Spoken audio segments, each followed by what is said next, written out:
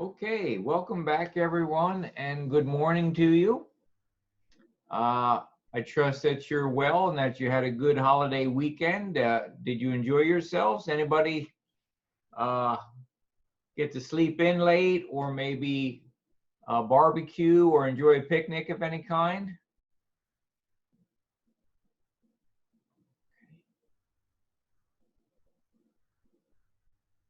Okay, well, welcome back. I hope you're doing well.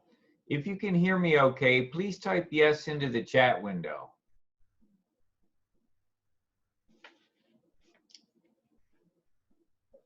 Okay, great. All right, gang. So let's see here. Not quite everybody has logged in today, so I hope those that are not with us are in fact okay at this time. So first thing, as you know, you completed your first lecture exam from last week. Those scores are available on classmarker.com. For those interested, the class average on the exam was a 73%. Okay, 73%. We had some of you that earned A's, B's. There were a few C's, and unfortunately, there were also a few failing grades as well. So this is pretty normal that we get grades in the entire spectrum of possibilities, okay? Okay, before I start additional material, do you have any questions about the exam? Now, if you have a personal question about a personal score of your own, please don't talk about that online. Please send it to me through email. But do you have any general questions about the exam?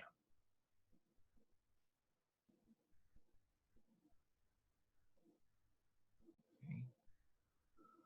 All right.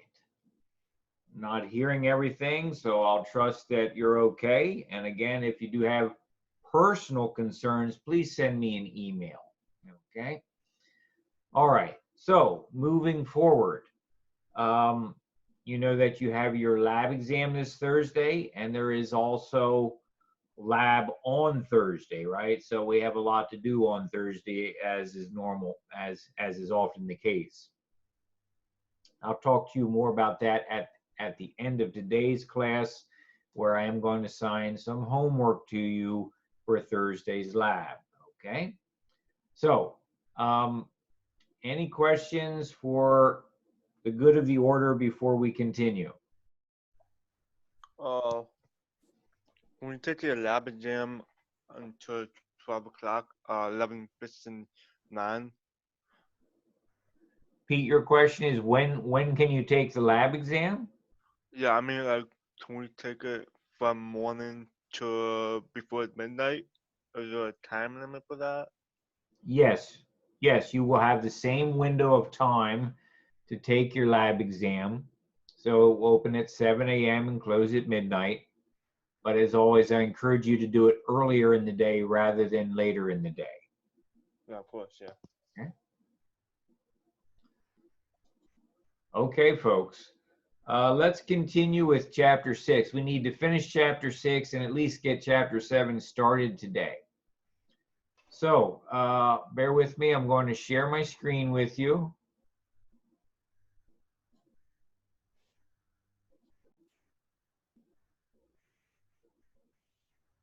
Okay, so the Microsoft Word document is up.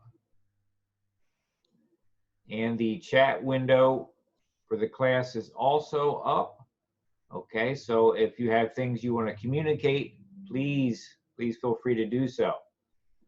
All right, so at the end of last class, we were heavily into chapter 6. We were talking about the sliding filament model of muscle contraction, which is sometimes also referred to as the sliding filament cycle. Excuse me.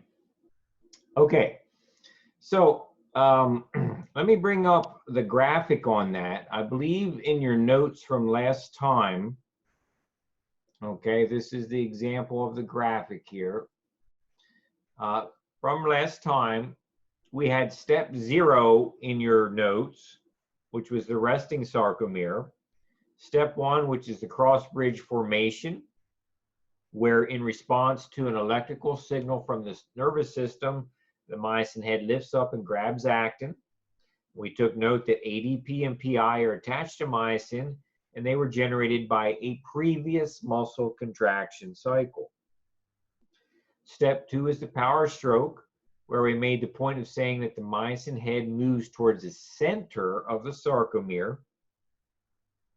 And because it's grabbed onto actin, actin gets dragged along for the ride, which means you increase the overlap between the actin and myosin myofilaments, which is basically a fancy way of saying we are shortening the muscle fiber, we are contracting the muscle at this point in time.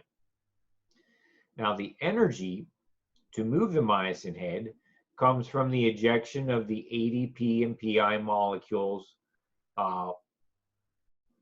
when the myosin head collides with actin, okay? So, I believe that's where we stopped with the power stroke information of picture number 2 here. So do you have any questions before I continue on to step 3?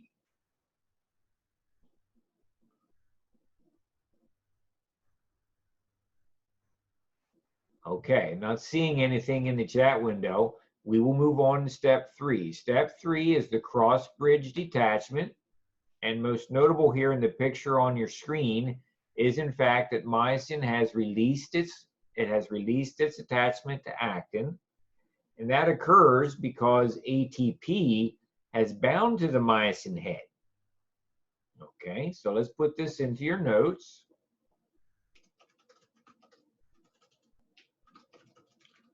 Cross-bridge detachment. Okay. So some talking points here we want to get down. And again, you want to reference the JPEG image of the sliding filament cycle that I sent with last week's email. Okay. For cross-bridge detachment to happen, an ATP molecule binds to myosin, which causes myosin to release actin. So here's a question for you. Why does myosin release actin when ATP binds to it? If you think you know the answer to that question, please type your answer into the chat window. Why does myosin release actin when ATP binds to it?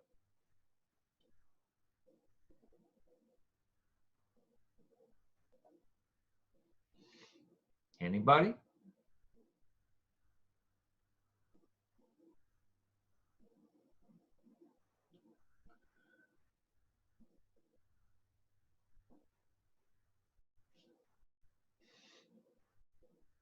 So Quinn, thank you for participating. Let me ask you what your statement means.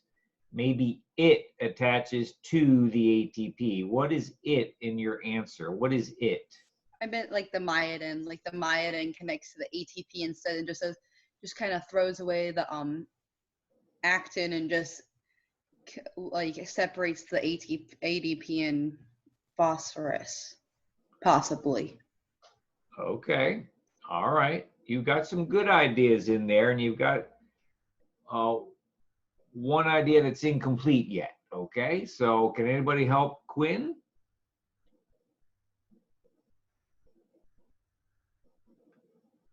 Maybe the myosin had some reaction to the ATP. I like that. I like that, Pete. Now, you know, I don't expect you to explain the chemistry of this to me. That would be unreasonable because we're not that sophisticated, and that would take a lot of effort to do that. So I'm not asking you to explain the chemistry, but I'm going to type another question into the chat window and see if you folks can answer it. Because if you can answer it, you can answer the first question that I've typed into your notes. Okay, so Pete, you say, I would say like an allergic reaction. Well, it's not an allergy, but it certainly does involve some chemistry. Okay, so here's a question for you coming through the chat window.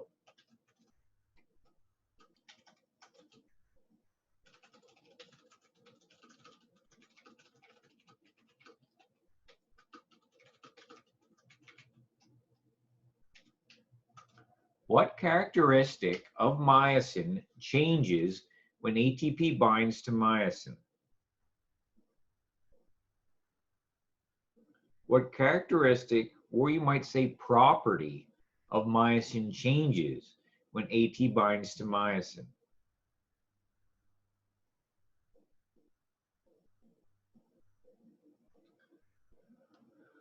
Okay, Quinn, you say the head bends over maybe. Okay, well, okay, generalize your answer, Quinn, because this is an important concept. I'm not going to say you're wrong, but I want you to generalize the principle here.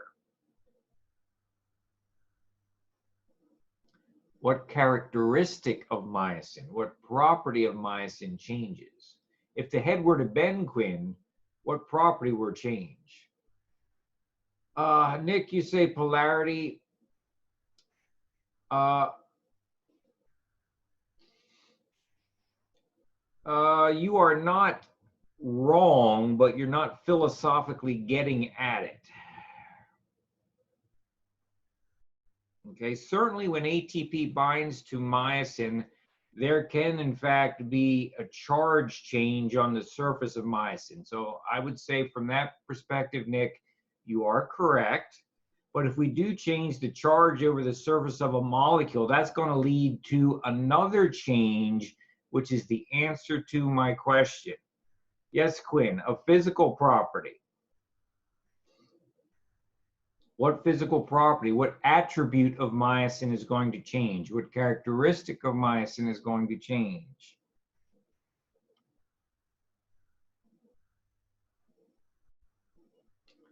Okay, Quinn and Nick hit it at the same time. Shape. That's what I'm fishing for, folks. Yes, absolutely. So the question in your notes, why does myosin release actin when ATP binds to it? Because the binding of ATP creates a shape change in the myosin molecule. Now we could go deeper and say, well, why does the shape change? Well, then we could start talking about the charge of the atoms that make up the molecule, and that would start to get to your statement, Nick, about polarity. Okay, but you know, that's getting a little bit more sophisticated than we can delve into right now. The point is that anytime one molecule attaches itself to another molecule, the shape of that molecule is going to change. Okay, think about it. If you take a pen or pencil that's next to you and you grip it in your hand and you form a fist, you have a fist with the shaft of your pen or pencil inside your hand. Now, if something were to cause you to drop that pencil, that would require that you open your hand, which means the hand will experience a shape change in order to drop the pencil. Okay, so when molecules interact with each other, when ATP interacts with myosin, the shape of myosin changes and the shape of ATP changes. Okay, when two things interact with each other, they change each other. Okay. Gang, does this make sense? Does it make sense that the binding of ATP has to change myosin in a certain way? And it does a certain way, and the way that is happening is myosin is changing its shape so it cannot grip the actin molecule anymore. Okay? Okay, any questions? All right, so an ATP molecule binds to myosin. That causes myosin to change its shape so it releases actin. That's step 3, the cross-bridge detachment. Okay, step 4 in our model here. Okay, step 4, which is over here now on your screen. The picture says cocking of the myosin head. Okay, and if I read the cartoon bubble here, the legend under number 4, it says, as ATP is hydrolyzed to ADP and inorganic phosphate, that's PI, the myosin head returns to its pre-stroke high energy or cocked position. Okay, so I'm going to use a little bit of a different language in your notes, but I'm still talking about number 4 here. For number 4, I'm going to name this in your notes reactivation of the myosin head. Okay, so step 4, myosin reactivation. Okay, so ATP is broken down by hydrolysis. Okay. Okay. When ATP is broken down, that releases energy that can be used to reposition the myosin head. Okay. Let's see here. If we look at the picture here, Okay, look at number 3. Look at number 3. Look how the myosin head is positioned here. And notice at number 4, it's more vertical. Okay, in other words, it's starting to straighten out. It's starting to go in the opposite direction from number 3 here. So suffice it to say, when ATP is broken down by hydrolysis, the energy released is used to reposition the myosin head away from the center of the sarcomere. Okay. So question coming through the chat, question in your notes. Let's put this in your notes. Okay. What exactly is breaking down ATP? What exactly is breaking ATP down?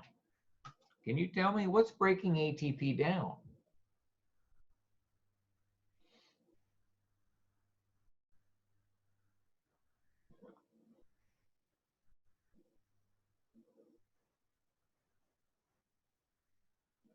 As you think about what you've read in your textbook and what we talked about in our notes and the picture that I hope you have access to, but I'm showing it to you right now on the screen.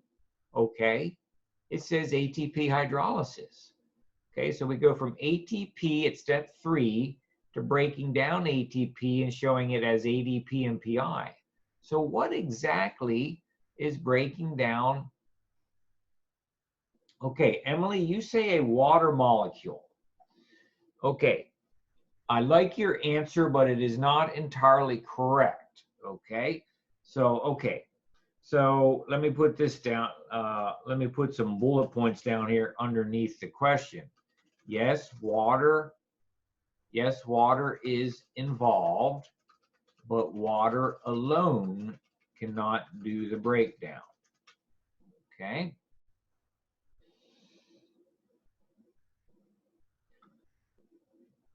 Quinn, why do you say hydrogen? Because hydrogen is a part of water? Is that what you're telling me?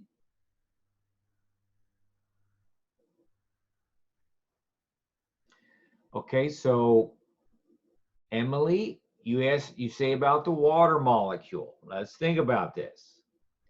If the only thing required to break a molecule down was the presence of water, then that kind of means that molecules would always break down in water. And we know that's not true, because if everything broke down in water, you couldn't build anything that had a complicated structure. And if we couldn't build anything with a complicated structure, cells could not exist, tissues could not exist, organs could not exist, and you and I would not be having this conversation. Okay, Quinn. Thank you for clarifying your statement on the chat window. There's something we're missing here, though. So water is involved, and you know that because of this word hydrolysis, okay? The term, think about hydrolysis. Hydro, suggesting water. Lysis, suggesting breakdown, okay? So that is reasonable thinking, that's good thinking, but there's something you're missing. It's right in front of your face. Okay, so let me bring the picture up again. Okay, what is breaking ATP down in step 4?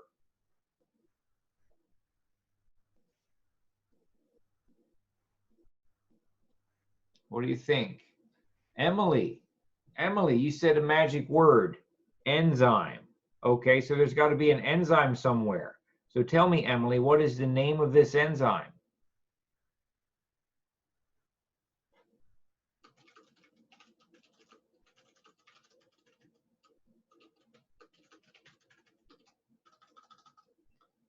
Does anybody know what the name of this enzyme is?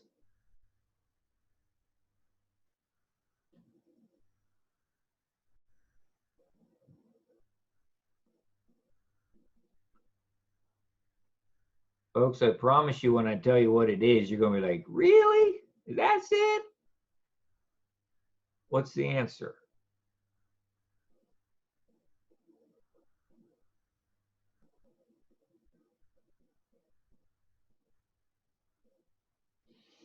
Okay, I guess you guys are struggling with this, and that's why we're here. Folks, the name of the enzyme that is using water to break down the ATP is called myosin. Myosin is the enzyme. Okay. Okay. All right. So the point I'm trying to make with questions like this is to get you to see the deeper level of how things actually function. Yes. Okay. If you look at the picture again that I have in front of you, right? Myosin is this red colored blob here. So myosin is a protein. It is a structural part of a myofilament chain. It is part of the tissue of muscle. You know, it is a structural protein, but that structural protein can also perform meaningful chemistry. And by this, I'm trying to tell you that you can have a protein that does multiple different things. And when you first think about that, that might seem a bit shocking, but you shouldn't be shocked by this at all, because let's take an analogy. Think about yourself, right? All of you taking this course are my student, but you are also someone else's son or daughter, and you may be someone else's mother or father, and you may be somebody else's supervisor, or you might be somebody else's employee.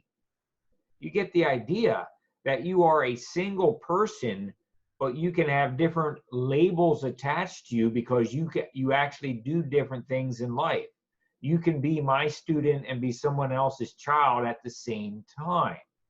So in the same way, myosin, and in fact, most molecules of your body can have multiple labels attached to them. They can wear multiple hats because they're capable of doing multiple things.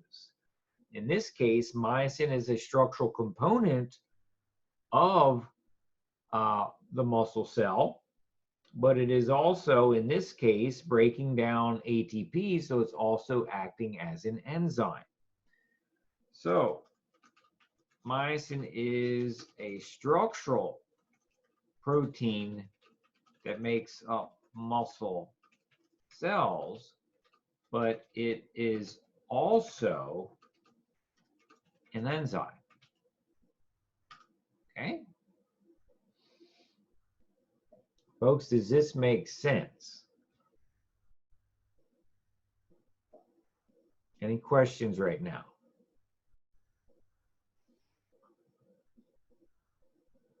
Okay. So, like so many things in your book, right, there's always some extra stuff under the cover that we're trying to get you to reach for so you can get that deeper appreciation for things. There are topics in your book that maybe the author of the book kind of expects you know, but it's not always clear to me you do know these things, right? So we're going to try to bring these out. Okay. All right. So you can see here that as step 4 completes itself, we have basically completed one full cycle of the slotting filament process, and we basically have repositioned the myosin head in such a way that should the muscle continue to be stimulated by the nervous system, we can cycle right back around into step 1, the cross bridge attachment. Okay, and in fact, that's what the picture is showing you, right? At step 4, we are repositioning the myosin head so that with just a little bit more effort, it can reach up, grab actin as part of step 1, the cross bridge formation, and we can begin the cycle again. Okay, so we can start the cycle, we can go through the stages of the cycle, we can finish the cycle in such a way to position ourselves so that we can start the cycle again very rapidly, over and over again. Okay, I like to think of the motion of the myosin head, similar to the oar that a team might use in a rowboat. Think about it. You position the oar, it's out of the water, then you force the oar into the water, you pull back so that you can propel the boat forward, and then you lift the oar out of the water to begin a new cycle, right? So you're up, oar into the water, pull up out of the water, and you begin again.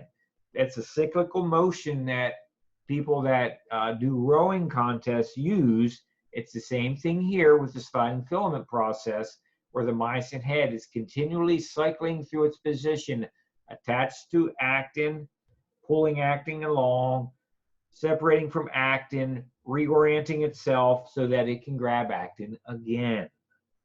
Okay? All right. Folks, do you have any questions at this time?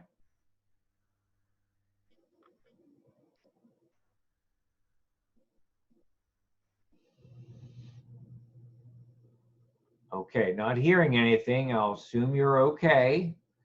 And what we need to do next, so we've explained the mechanical process involved in actually contracting a muscle cell, but what we haven't done is tell you how this whole process is regulated. Now, how does the body coordinate and control muscle contraction? How does it turn it on? How does it turn it off?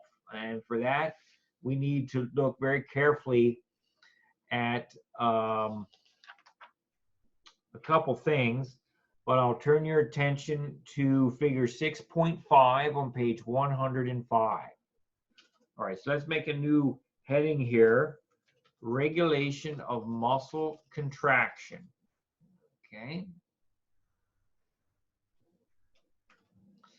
Okay, so at this point, we've introduced you to the major proteins that are involved in muscle contraction, and those are actin and myosin. Okay, actin and myosin do the mechanical work of contracting the muscle fiber. However, there are other proteins that are also involved in regulating whether the muscle fiber should ever contract at all or not. Okay, and two of them are also on page 105, figure 6.5. Okay, so two additional proteins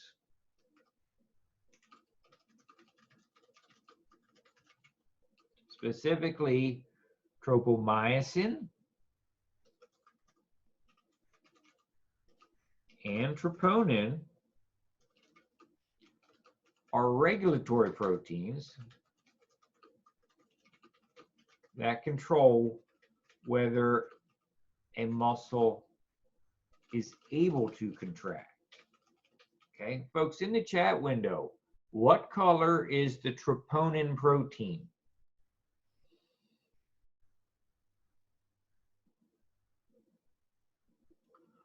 Okay, thank you, Quinn. It's red. Okay, thank you, Pete. Yeah, red or pink, those are all good. Good. I just need to know that you are looking at the right stuff. Fantastic, folks. Very good. Now, please, everybody tell me what color is the tropomyosin protein?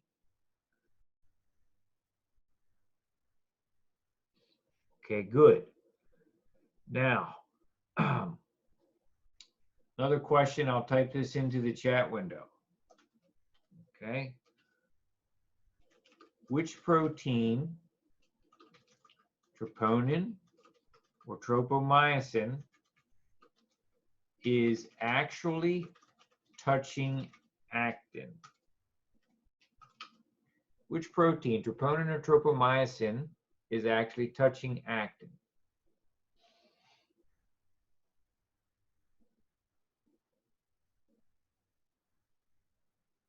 Okay. Okay, Catherine, very good. Tropomyosin, that is correct, okay? We need to be sure we understand what these proteins are. We need to be sure we understand how they're different from each other. And we need to understand their individual role in regulating muscle contraction. Okay, so a couple things. Two, let's see here.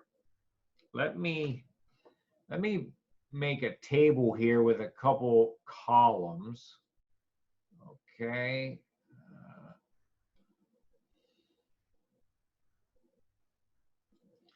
All right, so let's talk generically for a moment, okay? A muscle cell can either be off, muscle is off, and by off I mean there's no contraction happening,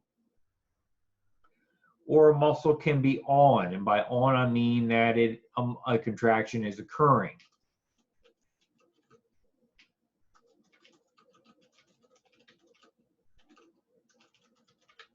Okay? And so we'll use this table to organize our thoughts a little bit, okay? When a muscle is off, if you look very carefully at the picture on figure 6.5 that says resting sarcomere, you will note that the yellow tropomyosin protein is physically touching actin, and it's physically touching actin and covering up an area of the actin that has a slightly darker shaded green. Okay, take a very close look at that. It's covering up an area that's more darkly shaded green. And those more darkly shaded green spots on the actin protein are the spots that myosin would like to grab onto. But right now, myosin cannot grab onto them because tropomyosin is bound to that surface and blocking myosin. Okay, so note how tropomyosin is blocking the attachment sites on actin that myosin would like to grab onto. Okay.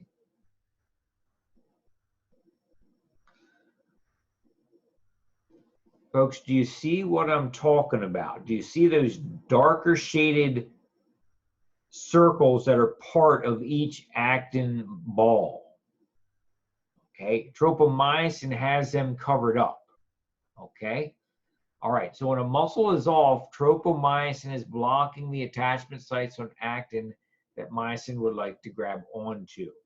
Okay, so if we're going to turn on muscle contraction, the cell has to do something to expose those binding sites. To expose those binding sites, we've got to do something to get tropomyosin to shift its position off the binding sites. So question coming through the chat window. What substance does a cell use to reposition tropomyosin off the actin binding sites? What substance does a cell use to reposition tropomyosin off the actin binding sites?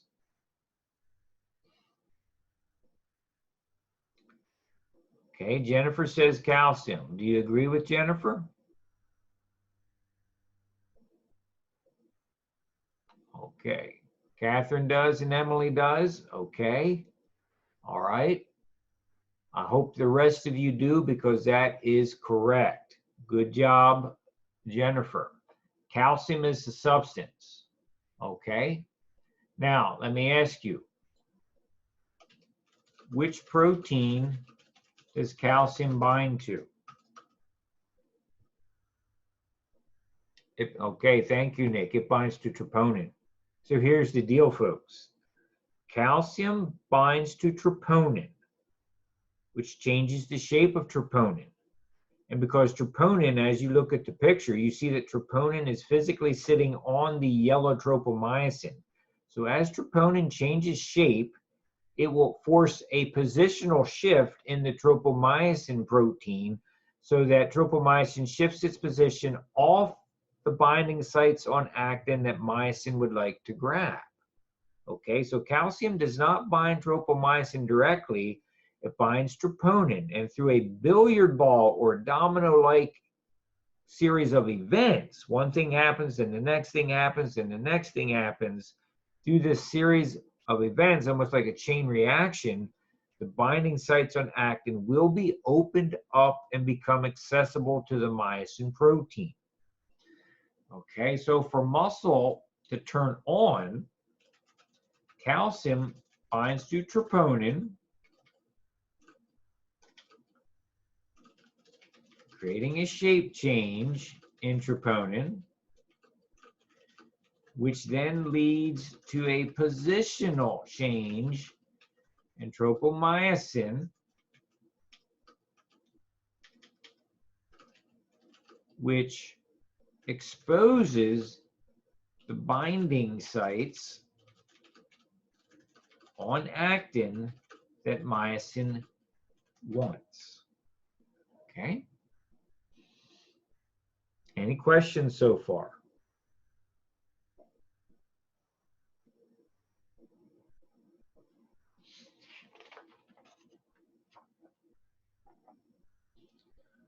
Okay.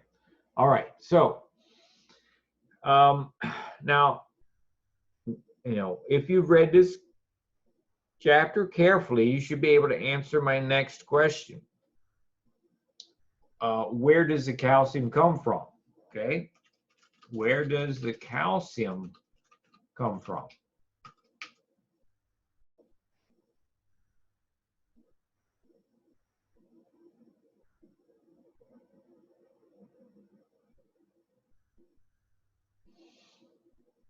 Okay. At a philosophical level, you are correct, Pete. Okay. You're going to get it from your diet. Emily, you say the sarcoplasmic reticulum. Nicely done, Emily. That's exactly what I'm fishing for. Okay.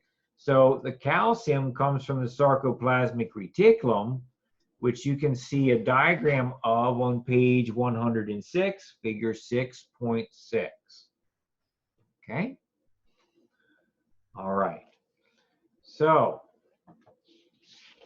let me see here.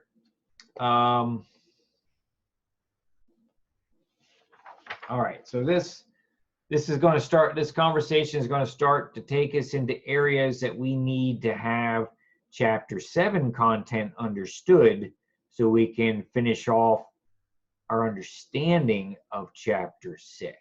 Okay. So in just a moment, I'm going to delve into chapter 7, explain some new things to you with the end goal of wrapping back around to really completely understand the muscle contraction. Okay.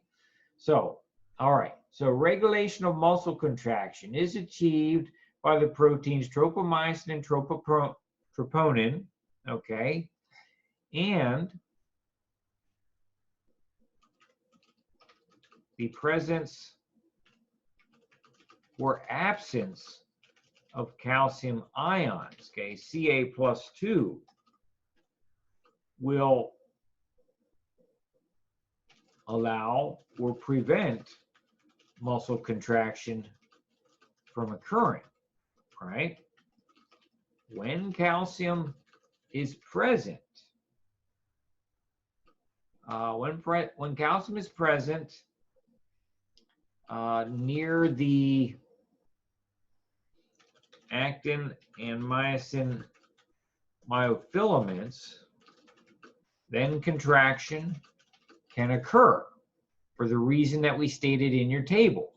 The calcium will bind to troponin, creates a shape change, which leads to a positional change in tropomyosin, which then exposes the binding sites on actin that myosin wants. In other words, as we shift tropomyosin off those binding sites, the sliding filament model that we've just explained to you can start, right? Myosin can reach up, grab actin, which is step 1, the cross-bridge attachment.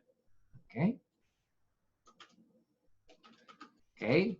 When calcium is absent near the actin and myosin myofilaments, then contraction is prevented from occurring. Why? Well, due to this statement up here in the table. Tropomyosin is going to still be blocking the attachment sites. Is there more that's going to be added to the table? I don't think so, Matt. I don't think so. Okay. All right. Okay, so any questions right now?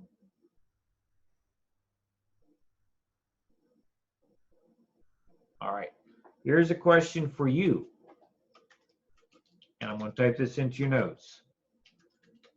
Let's say that a muscle cell is contracting because calcium is available.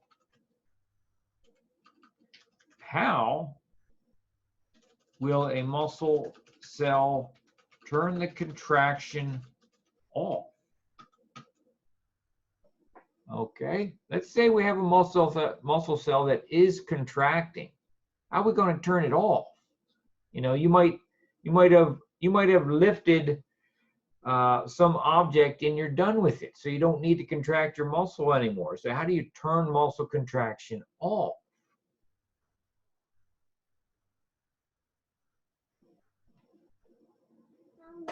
Sorry, can you scroll up a little bit so I can write down stage 3? Thank you. What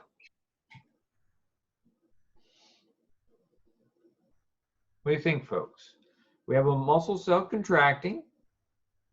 How do we turn it off?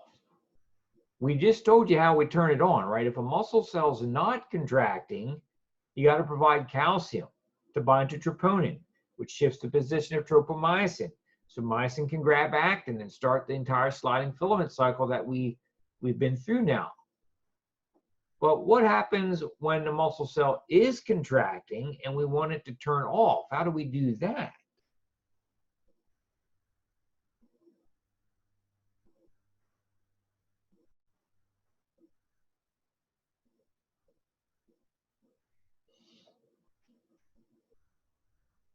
Okay.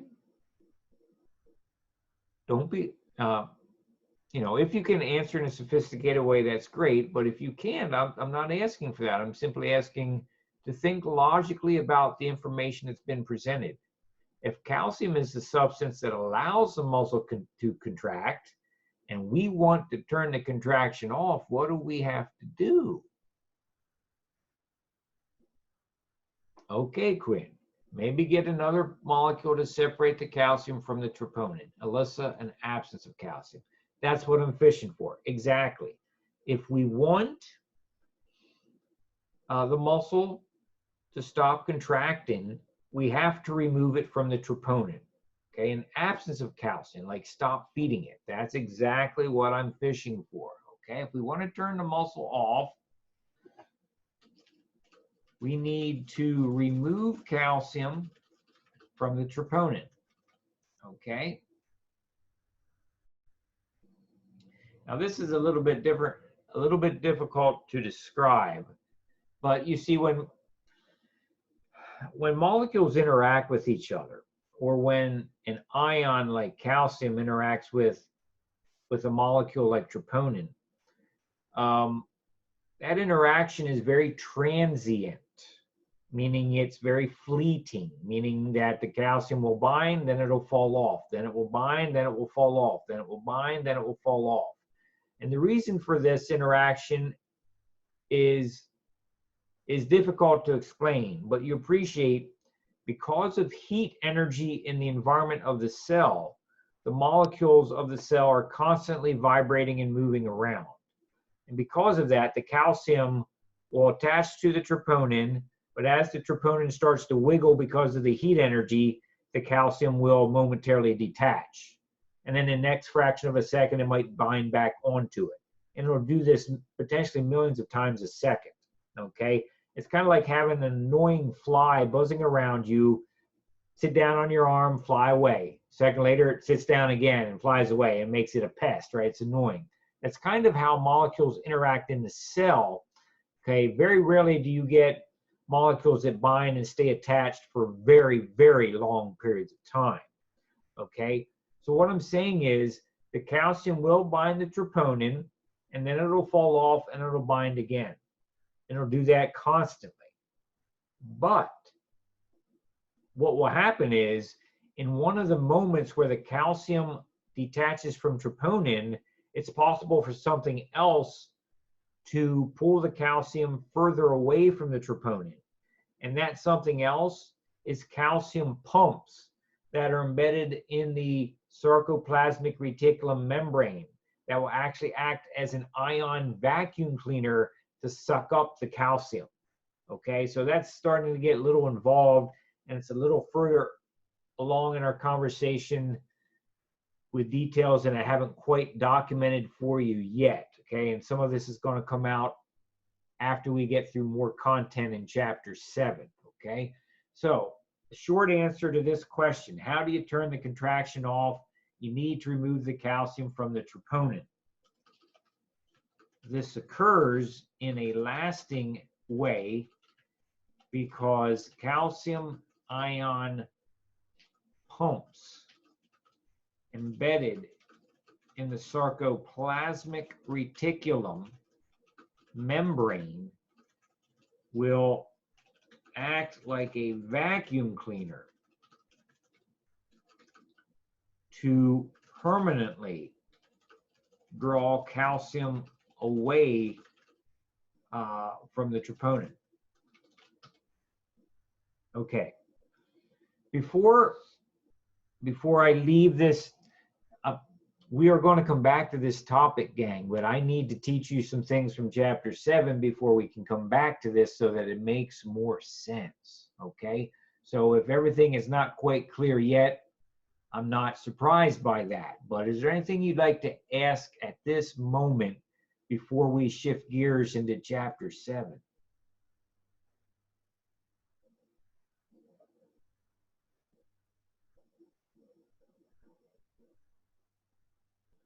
Okay, there's going to be some fairly meaty topics in chapter 7 that we need to talk about so that we can come back and really finish the muscle contraction story in chapter 6. Okay, I'm not seeing anything on the chat window, so I will hope that you are okay at this moment in time. All right. So gang, that's our initial coverage of chapter 6. We're going to switch to chapter 7 and cover some ideas there. And then at the end of chapter 7, I'm going to link what you've learned in chapter 7 and chapter 6 together.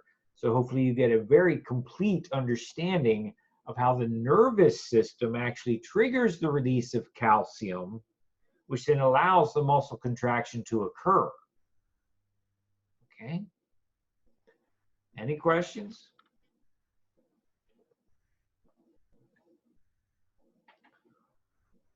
Okay, if there's no questions, then let's switch gears and keep this information in your head that we've been talking about, but we're going to have to tuck it aside for a moment to bring in some new ideas. All right, let's go to chapter 7.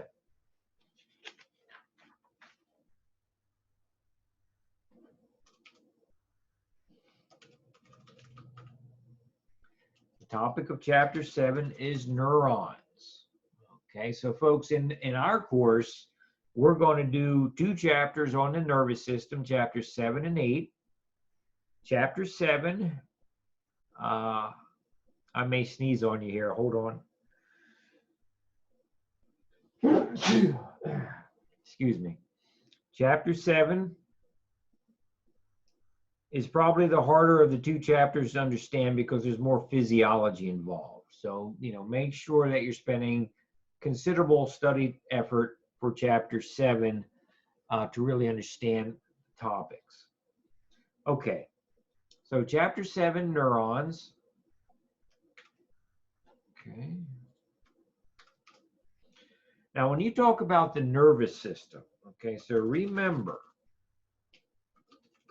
the nervous system is made of 2 major parts, and they are the central nervous system. And when you say the central nervous system, you're referring to the brain and spinal cord.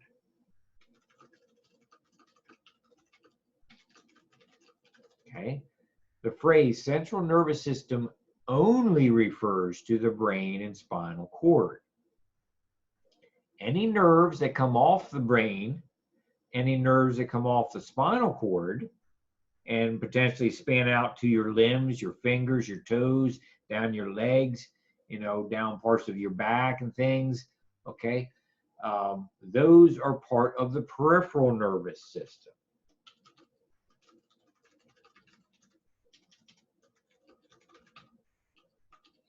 Okay. So the peripheral nervous system refers to all the nervous system tissue that is not part of the brain and spinal cord, okay, that comes off of it.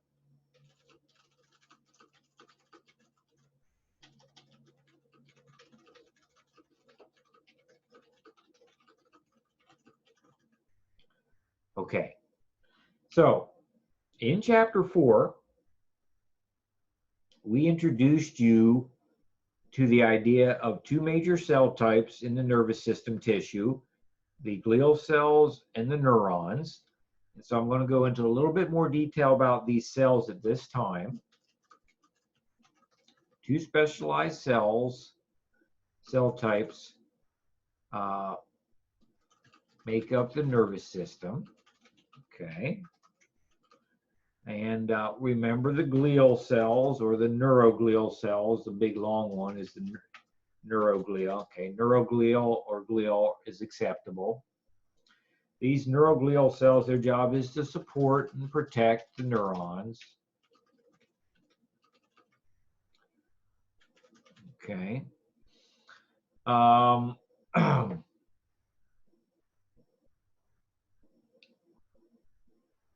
Okay, let's see here. In addition to supporting and protecting the neurons, what I would want you to appreciate is that there are sometimes subcategories of glial cells that do specialized functions for the nervous system. One of those is that you can have a category of glial cell that actually wraps around parts of nerve fibers and becomes what is known becomes what is known as something called the myelin sheath, which I bet is something you may have heard of in the past. If you want to take a look at the myelin sheath, turn to page 117, figure 7.3. Okay. Okay. Some glial cells form the myelin sheath. Okay. And we're going to talk about the myelin sheath in just a second. But let me get this into your notes. Okay. Glial cells that form the myelin sheath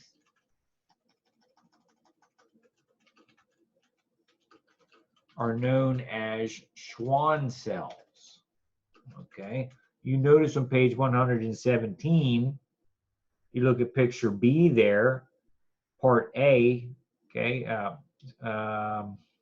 figure 7.3, picture A, you'll notice there's that phrase Schwann cell, okay? A Schwann cell is a glial cell that is specifically part of the myelin sheath. It is the myelin sheath, okay? So be very careful here. All Schwann cells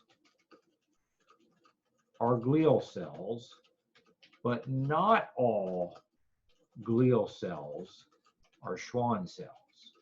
Okay, make sure, read that to yourself and think about it. All Schwann cells are glial cells. That is always true.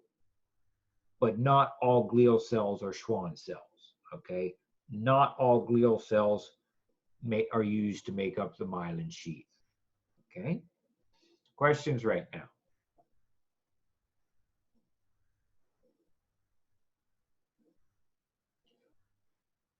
Okay. In addition to the neuroglial cells, there are neurons. Neurons are the very specialized cells which generate and transmit electrical signals.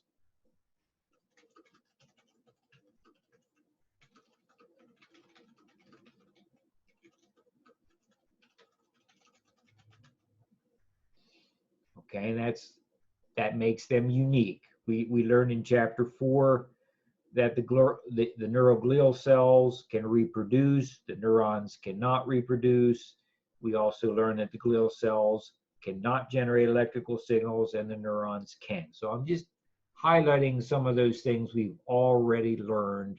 The information about the Schwann cells and the myelin sheath is new information to chapter 7. Okay? Now, when we talk about the neurons, there's actually subtypes of neurons that we need to talk about.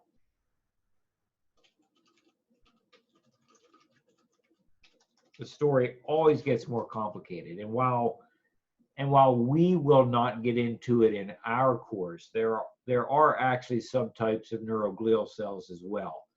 And we do touch on those subtypes in our anatomy and physiology course. Okay, but the neurons, there are subtypes of neurons, and I want you to know a little bit about these. There are sensory neurons, which are also known as afferent neurons, okay?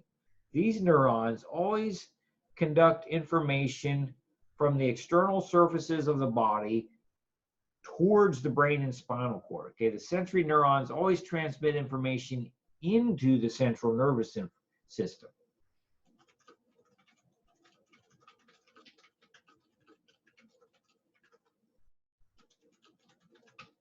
Okay, so we have these sensory neurons, right?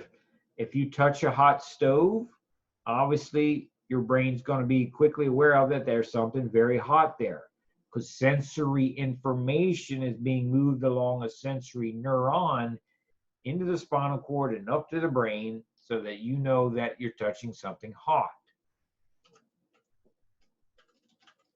There is also another category of neuron known as the motor neurons.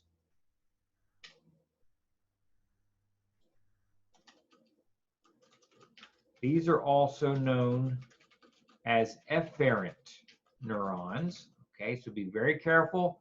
Notice afferent has an A and efferent has an E. That's the only difference in those words, so be careful you don't confuse those. Motor neurons, well, they're basically receiving instructions from the brain and spinal cord for the body to respond in some way. So, you know, if you're touching something uncomfortable, your brain, or if it's very uncomfortable, your spinal cord in the terms of a reflex, is going to order the muscles of your arm to move your hand away from that object so you don't burn your flesh. Okay?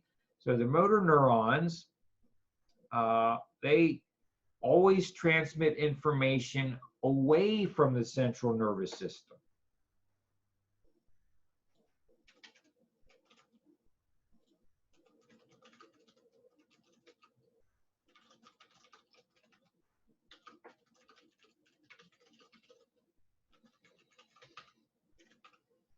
Okay. And then we have the third kind of neuron that I want to get down into your notes, and that's called an interneuron, an in-between neuron, if you will. Okay. These neurons, these interneurons, are physically located between each sensory and motor neuron. Okay, so they kind of act as a bridging neuron between motor and sensory neurons.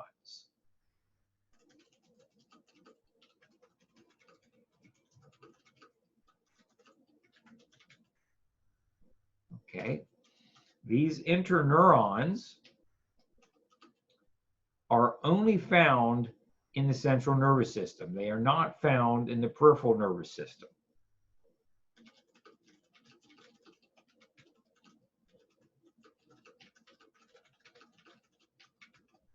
PNS for peripheral nervous system. Okay, let's go up there and put those abbreviations into your notes. Okay. All right, so the interneurons are between the sensory and motor neurons. They're only found in the central nervous system.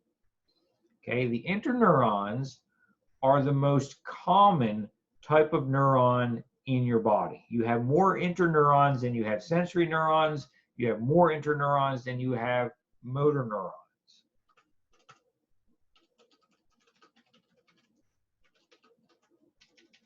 They are the most abundant type of neuron in your body. Okay. And so let's talk a little bit about something that I have to make a point of in terms of the interneuron, okay? I'm gonna put down something in your notes that may or may not make sense, and then I'm gonna stop sharing my screen so we can look at each other and talk a little bit, okay? The interneuron, its function is to help integrate information so that a decision can be made. Interneurons help integrate information so that a decision can be made. Okay. All right. So we'll be coming back to this. If you haven't quite got all these notes, we'll be coming back. Okay. So hold on. Okay, folks. So let's talk about this idea of interneurons and information integration. Okay. Now, let me use an example, okay? I know we're basically at lunchtime, maybe a little bit past lunchtime for folks.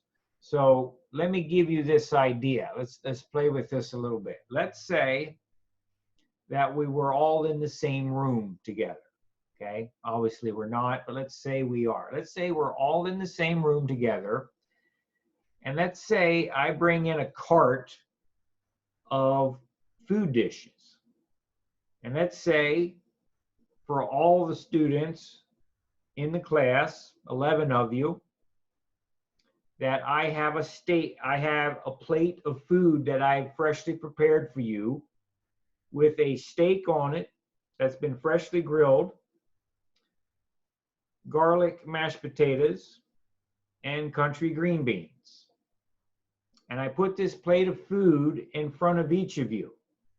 I want you to tell me, either through the chat window or by talking to me at this point, what would you think about in your own mind in terms of making a decision about whether you want to eat that plate of food that I have just offered you? What would you think about? Go ahead. Where did it come from? Where did it come from? Like, did I see you grill it? Okay, so you might be a little bit suspicious of me of where it came from? Yeah. That's fine. Why in the world would Dr. Allen give you a free steak? Fair enough. That might be part of your thinking. What else? Be whether or not, outside of the reason why I would get it, why you'd be given it, whether or not it smelled good, looked appetizing. Okay, so Matt, you hit a couple things. Does it smell the way you expect a steak to smell? Because if it doesn't, you may not want to eat it. Does it look like the way a steak should look? Now, you know, there's different gradations of that. I mean, you might prefer your steak to be grilled so it's well done. Someone else might like it so it's medium rare. So obviously that's a very personal choice, but it's physical appearance, you look at it, and it's a smell. Does it smell right? Fair enough. What else would you think about?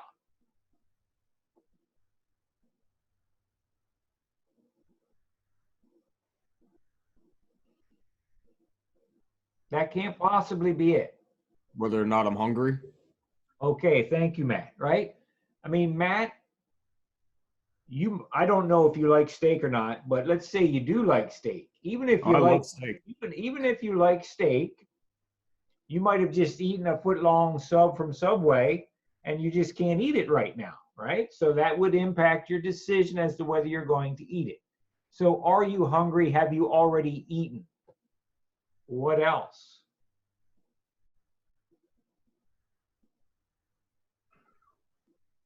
Emily, Is it hot or has it gotten cold by the time you served it?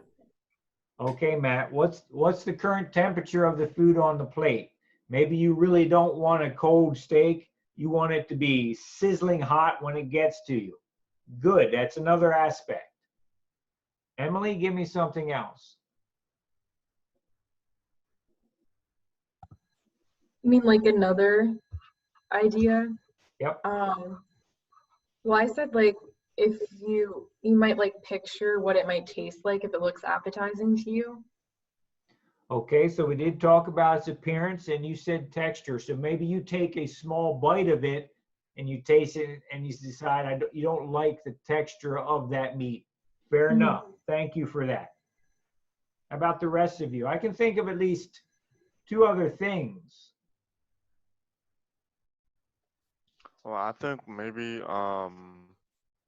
it's some kind of trick, you know, like if you eat it, maybe something bad happened to you. Okay, Pete. So you and Quinn are together. You're suspicious of Dr. Allen that I am a nefarious villain and I might be trying to do something. Okay, that's a possibility, right? That's a possibility. I mean, sometimes like it might not have been the steak's fault at the time. It might have been you were not. Like I remember I can't eat I can't remember since I haven't eaten in years, but I've known someone who can't eat oranges because every time they see orange, because the one time they ate orange, they got sick. I don't know. I'm a little tired, so my Okay, Quinn. thoughts So are was all that an jumbled up. allergy? Was that an allergic reaction? No, it might have been just like a mental thing, like, or maybe Okay. you might be allergic to some of the seasoning. Okay, so okay, fair enough. So, folks, how about this one? Do we have any vegetarians in class?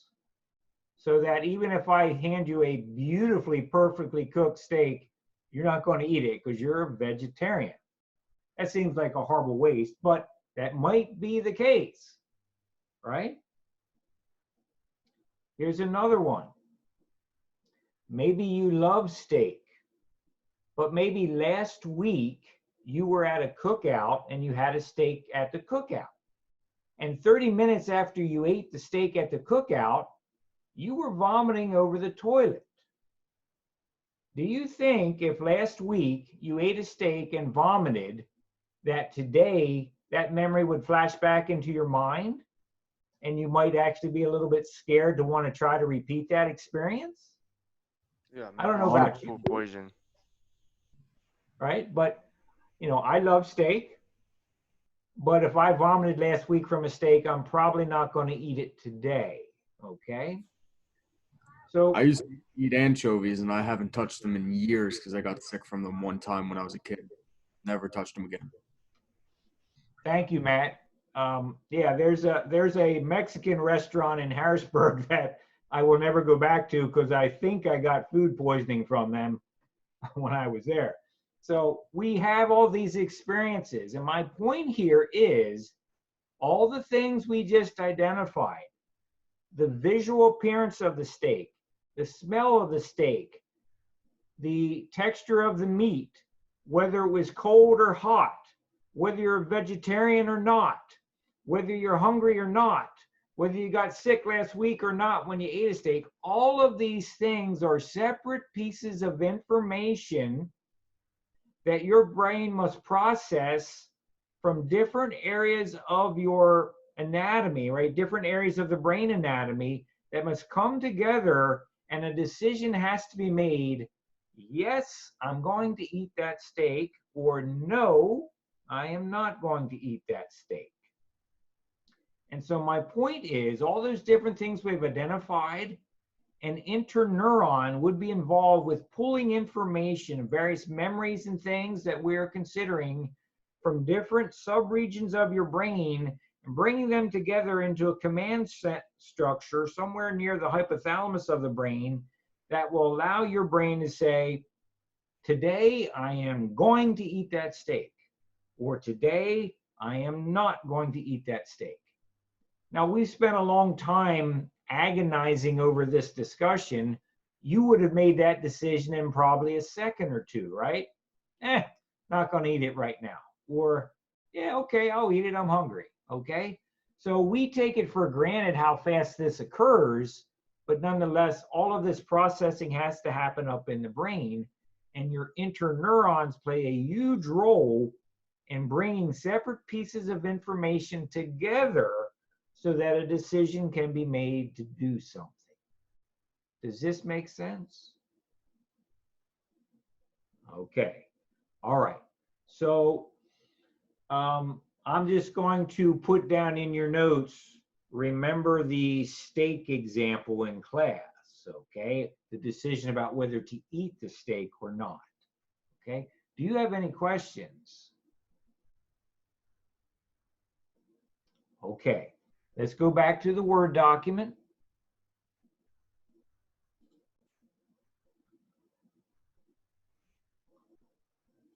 Okay, so we have this statement about interneurons. They help integrate information so that a decision can be made. Remember the class discussion about whether you would choose to eat a steak offered to you by Dr. Allen. Okay? All right. Okay, gang. So that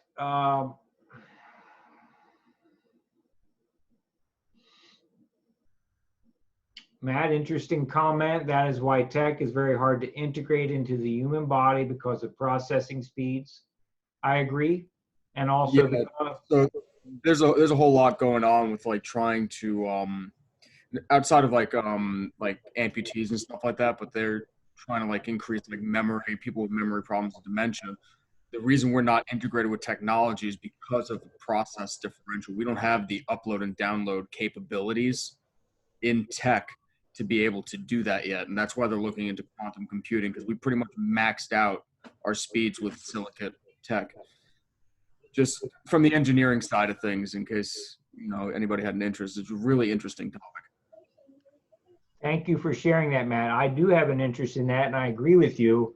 Another problem I'm sure you're aware of is that most of our current technology builds too much heat up for the human body to tolerate. So we need ways of computing that don't generate so much darn heat. But Correct. Anyway, Yeah. So yes, thank you for sharing that. And you're right, it's a very active area of research, and there's some good things that could be done if we could break through some barriers. So,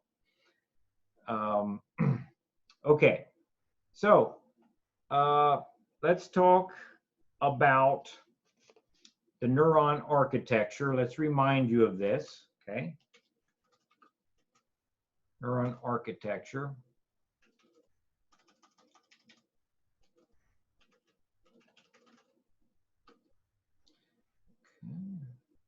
And basically, there's just a couple ideas here. Some of them we have talked about, but want to be sure that we definitely have this in your notes. First off, before we start, well, let's do this. Okay, let's list the parts of a typical neuron, right? Cell body. This is the part of the neuron that looks kind of round, and it's a prototypical eukaryotic cell with the standard organelles in it. You see this highlighted on page 117, figure 7.2. Okay.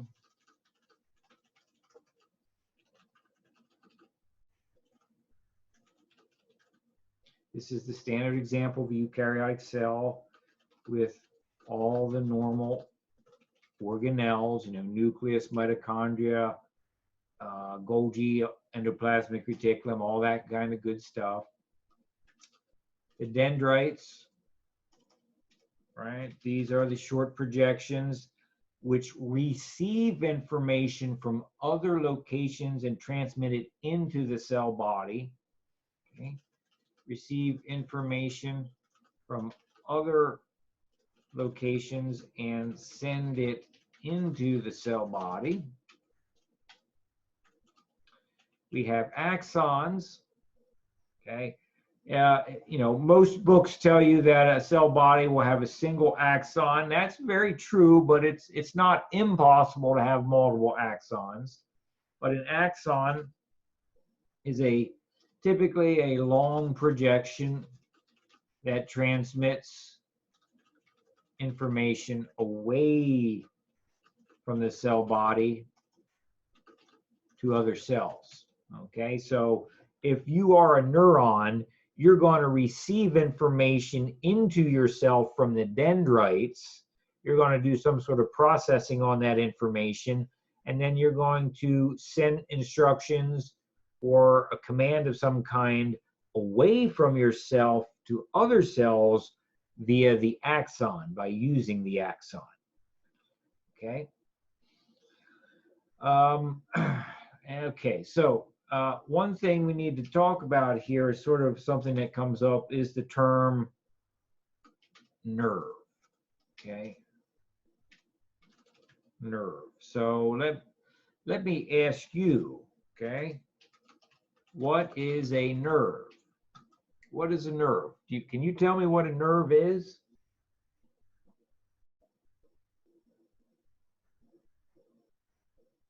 You know, because somebody, you might be talking to someone, you might have had a conversation with someone over the 4th of July, and you might have said to someone, my nerves are a little frayed right now with all this coronavirus stuff going on, right? My nerves are frayed. Well, what exactly is frayed here, okay?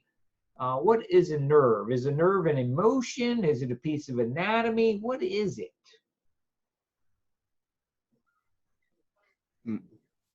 Well, it depends on which sense you're talking. From the nerves are frayed, that's just metaphorical, but a nerve would be a bundle of cells consisting of the myelin sheath and nerve endings through them. Yes, I agree with you. And in the strict scientific sense that we're going to stick with here in our course, a nerve is an anatomical structure. Okay, if you say, my little brother is getting on my last nerve, that suggests to you that you feel a sense of frustration about your little brother.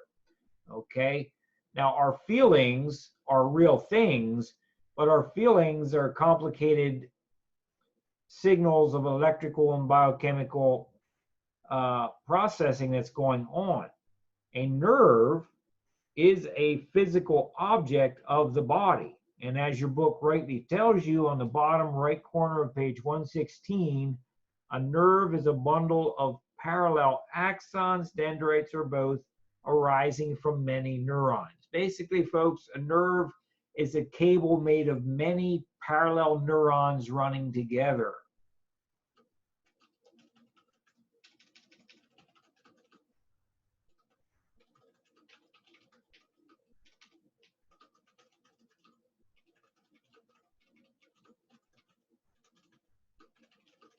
Okay. If you have ever seen the inside of a coaxial cable, the kind of cable that runs, if you have like Comcast or Blue Ridge cable, depending on where you live here, if you have cable television, they run a cable into your home. If you were able to cut that and as a cross section and look into that cable, you see a bunch of little fibers running through there. Each of those fibers would in fact be a neuron. Okay, so a nerve is an anatomical structure that's very similar to a cable made of many parallel neurons running alongside each other. Okay, all right. Questions at this time? Okay, all of this stuff that we're talking is background so that we can wrap back around to chapter 6 and really get a deep understanding of muscle contraction and how it is regulated by the nervous system. So that's what our ultimate goal is, but we've got a little bit to go yet. Okay, so let's continue here. And I want to talk to you more about this myelin sheath stuff.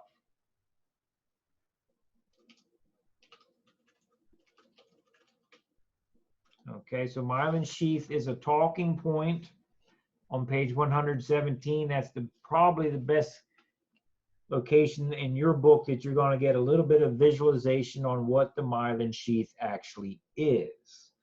Okay. All right.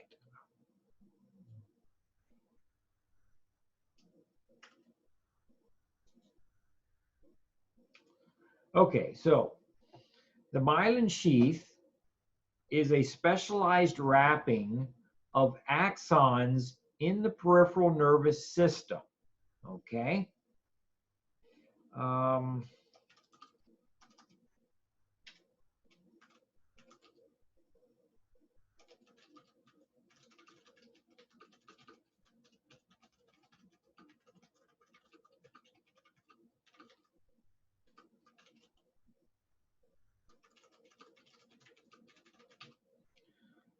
Okay.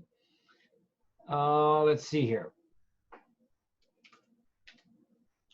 Remember, the myelin sheath is made of Schwann cells, which are specialized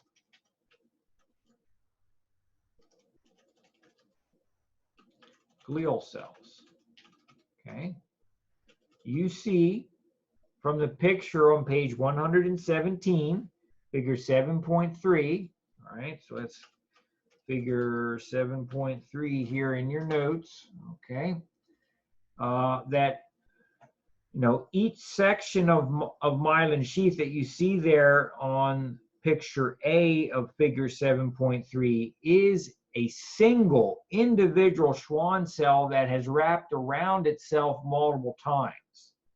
Okay, so if you had, let's say that you needed to put a Band-Aid on your finger. So your finger is going to be the axon. And then let's say you had a 20-inch long Band-Aid, and you wrap that Band-Aid around the end of your finger, and when it came back on top of itself, you wrapped it on top of itself. And so you would build up a layer after layer after layer of Band-Aid on top of your finger. But it would still be the same single Band-Aid, simply wrapped on top of itself multiple times. That's how the myelin sheath is constructed. Each Schwann cell is like a large Band-Aid that has wrapped around the axon multiple times till you build up a thickness, a bundle that you can see probably best on picture C there. You can get a cross section and you start to see the thickness of the myelin sheath. Okay, so that dark area there in picture C that looks like an oval, but it's rather thick, that thickness is a Schwann cell. Okay.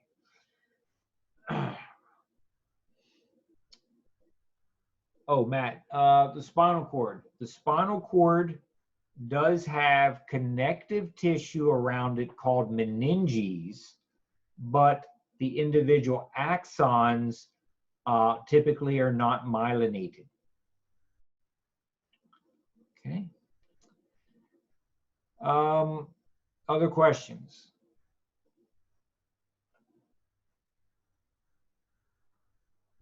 Okay. Let's continue here. Let's talk about the function or purposes of the myelin sheath.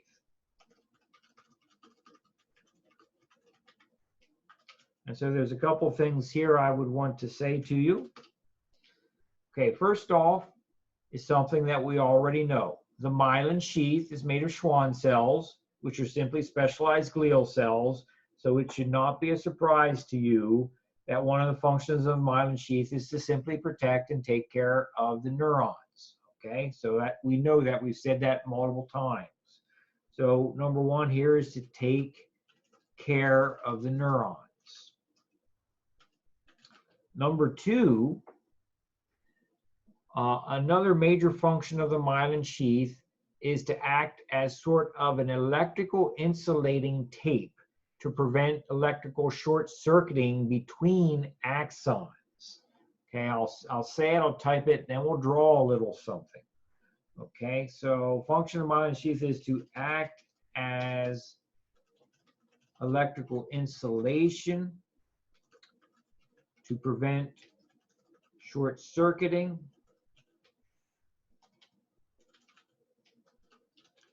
between neighboring axons. Okay. So let's talk about this a little bit. For this, I'm going to have to go to a PowerPoint drawing. Okay. So let's see here. Let's say that we have a nerve. Okay, so a nerve is like your cable coming into your house from Comcast, right? So this whole thing here is a nerve. And the nerve is a nerve because it has parallel arrangements of neurons, most notably the axons in it. Okay, so that means I have all of these little green fibers that are separate axons from separate neurons that are arranged together in very close physical proximity. Okay, so I know I'm not the best drawer, please bear with me. Hopefully you can see what I'm wanting you to see. Okay. All right, so in a normal scenario, if you had an electrical signal moving along one of these axons, right? If you had a normal scenario, that electrical signal would move along this axon on top, and it would go from where it was generated to wherever it was intending to travel to. That's how things are supposed to work. Okay, no problem.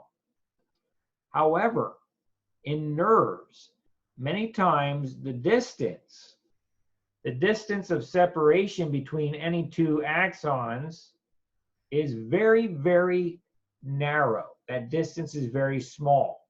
And so what can happen in nerves that have unmyelinated axons is that sometimes what can happen is that the electrical signal will actually jump over to a neighboring neuron and continue its journey. And that would be a very bad outcome, okay? Just as a ridiculous example, let's say that this top axon is carrying a signal from your nose where you just smelled the odor of a skunk sitting outside your window. Now, obviously, you would expect that if you smell the odor of a skunk, the normal thing that should happen is your brain should process it and you should go, ew, that's disgusting. Okay? But in the case of a short-circuiting event, you might have a scenario where the signal of the skunk odor gets processed wrongly in the brain in such a way that rather than getting a disgusted sensation about the skunk odor, every time you smell the skunk odor, your big toe begins to itch. That's a ridiculous example, but the idea is that if the electrical signal jumps to the wrong wire, if it jumps to the wrong axon, it's going to go to the wrong destination and might produce an unintended consequence, such as you smell the odor of a skunk and your toe begins to itch. I mean, that's just silly, but that's the kind of thing that can happen if you have an electrical short-circuiting event. So the myelin sheath actually helps prevent the short-circuiting, okay? And while this current drawing doesn't do justice to explain that, hopefully in another drawing, a few minutes from now, I hope that I can make sense of that for you. Myelin sheath helps prevent short circuiting.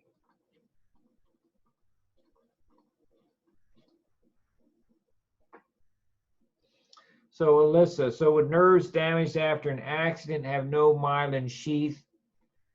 It's possible that that would be true Alyssa, more than likely, if you've damaged a nerve in some way, typically what happens is that the natural myelin sheath that was damaged, it typically gets replaced with scar tissue. And then scar tissue does not function as healthy myelin sheath. And so you can actually, because the scar tissue is present, you can actually block the transmission of the electrical signal. Okay. Any other questions? So is this why when some people get like severely burnt or injured, they don't have much feeling in their limbs? Or like the limb that got injured. Right, right. Well, in that case, if you've had a severe burn, you have literally damaged the nerve endings in that area of the body that were burned, and so they're not actually capable of detecting the signal anymore. They're not capable of sending it to the brain, so that you just don't feel it. So in that case, it's not a short circuiting that's happening. You've actually physically damaged the neurons in the skin so badly that they cannot generate an electrical signal for your brain to interpret. Does that make sense? Yeah, I thought when you meant like scar tissue, that meant like something got injured or damaged or something. Well, obviously the myelin sheath got damaged, but is there, like, in what instance would that happen? Well, if you give me a moment, I promise I'm going to talk about something that's extremely relevant for this conversation. Oh, So, and if I don't, you ask me again, okay? All right. Okay, gang. So, number 2 for the functions of the myelin sheath is to act as an electrical insulation to prevent the short circuiting between neighboring axons. And hopefully, you know, as we get into these conversations more and hit it again and again from different aspects, different contexts, it's going to start to make sense to you. Number 3 here for functions of the myelin sheath would be that the presence of the myelin sheath actually facilitates a process known as saltatory conduction, which allows the electrical signal to move along the axon faster than it would otherwise. In other words, the myelin sheath actually accelerates transmission of the electrical signal.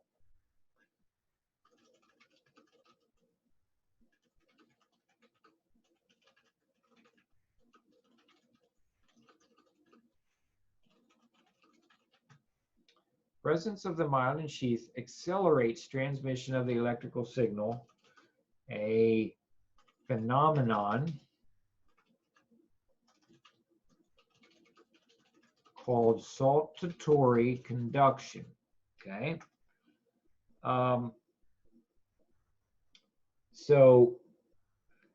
Okay.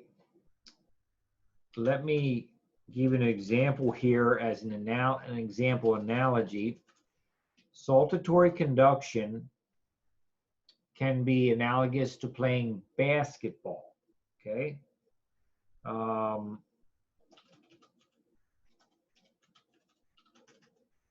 Okay, so I'm assuming everybody knows what I mean by the game of basketball, right? That orange colored ball, and you throw it or bounce it and then throw it into a hoop, right?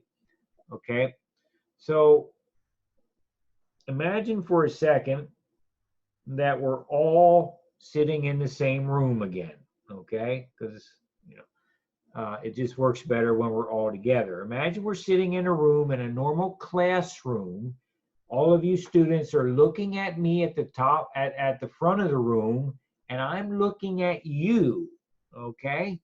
So imagine that that classroom is transformed into a basketball court. And imagine there is a hoop for the basketball behind you, so behind all the students, okay? So we're in a room that's been transformed into a basketball court, and there's a basketball net behind you. And in front of you, your teacher, me, stands there, and I've got a basketball. Now, if I want to get the basketball into the hoop at the back of the room, I have three options.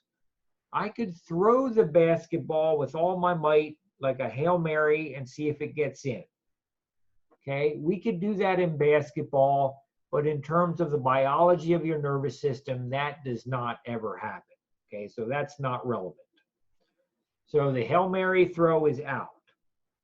The second option is I could literally dribble the basketball down through you as your group of students. I could dribble the ball past you till I get to the hoop and then throw the ball into the hoop. Or a third option is I could pass the basketball to one of you, one of the students, because as a student, you're sitting closer to the net than I am currently standing. I could pass the basketball to you, and then you could turn around and make the shot for me. So let me ask you this. Please type into the chat window. What would be the fastest way of getting the basketball into the hoop?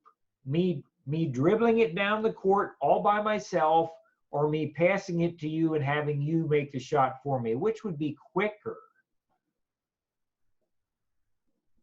Okay, I hope you see that passing it, assuming that I give you a good pass and you don't drop the pass, right? Assuming that the pass is good and you pick it up good, you should be able to get the basketball down to the other end of the room where the hoop is faster by passing it. So saltatory conduction is like passing a basketball. But rather than passing a basketball, you are passing an electrical signal from one segment of the plasma membrane of a neuron to the next segment of the plasma membrane of the neuron. Okay?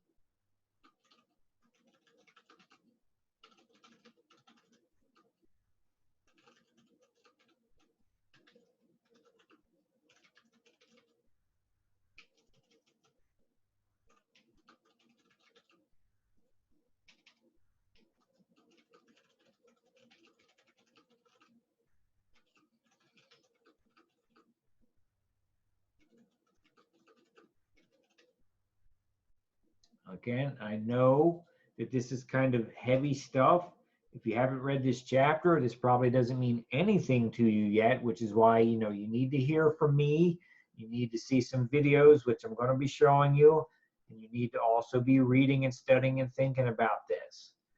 Okay, so saltatory conduction is similar to passing a basketball in the effect that you can move the basketball further and get it to the hoop quicker than if you try to run and dribble the ball yourself. So saltatory conduction is like passing an electrical signal from one section of the neuron to the next. And by doing that passing of the electrical signal, you can get further along the neuron more rapidly, which is why saltatory conduction, enabled by the presence of myelin sheath, accelerates the transmission of the electrical signal. Okay, we're going to be talking about electrical signals here very, very soon. Okay, questions?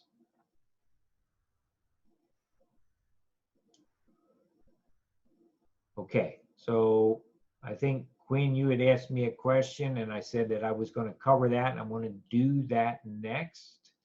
Okay, that is to talk about something that was relevant for your question about spinal cord injury or nerve damage, scar tissue, all that kind of thing. Okay, so under the context here of the topic of myelin sheath, I'm going to take you on a tangent journey at this point. I want to talk to you about something that is not explicitly talked about in your textbook, okay? Okay, and so the topic of myelin sheath is extremely relevant for a disease that you probably have heard about, known as multiple sclerosis.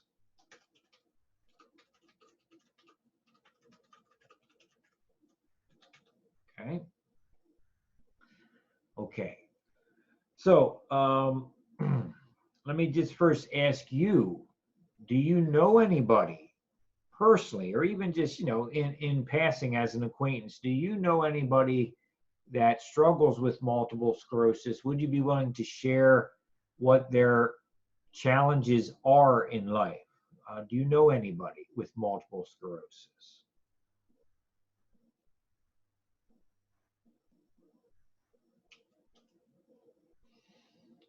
Okay. Anybody willing to comment on this?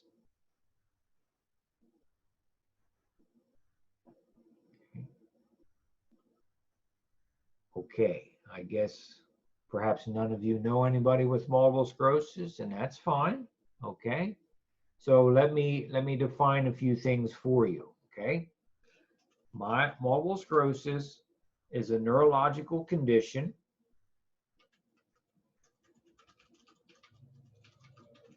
that is associated with, okay?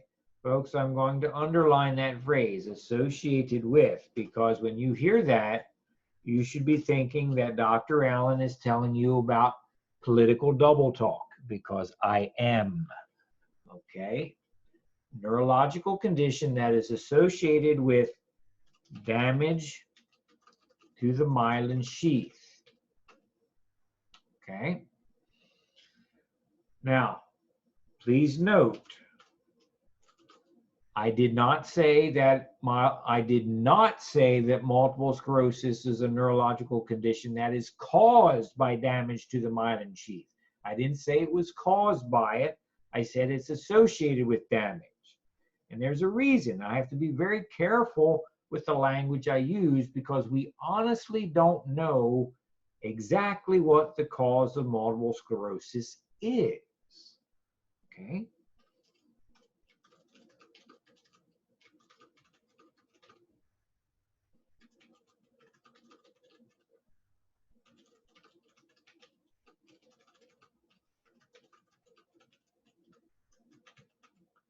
Okay. All right. Now, this is always a difficult thing in the medical arena, but I want you to think about this. Okay. We do not know, when I say we, I mean the scientific medical communities, humanity itself, we do not know if multiple sclerosis is caused by damage to the myelin sheath or if damage to the myelin sheath causes multiple sclerosis. You see that circular relationship? We don't know if multiple sclerosis damages the myelin sheath or if damage to the myelin sheath creates the multiple sclerosis. It's a chicken or the egg argument, okay?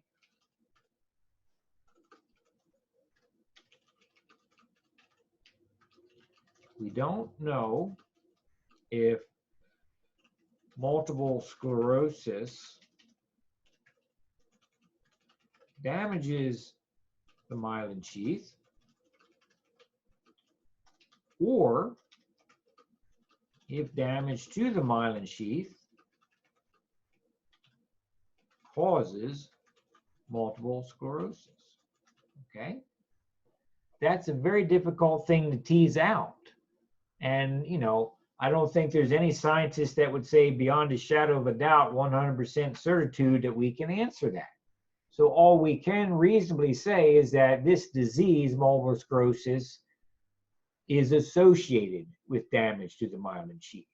Whether the damage causes it or is caused by it, we can't truly say at the molecular level. We don't know. Do you see my point here, folks? Is this making sense?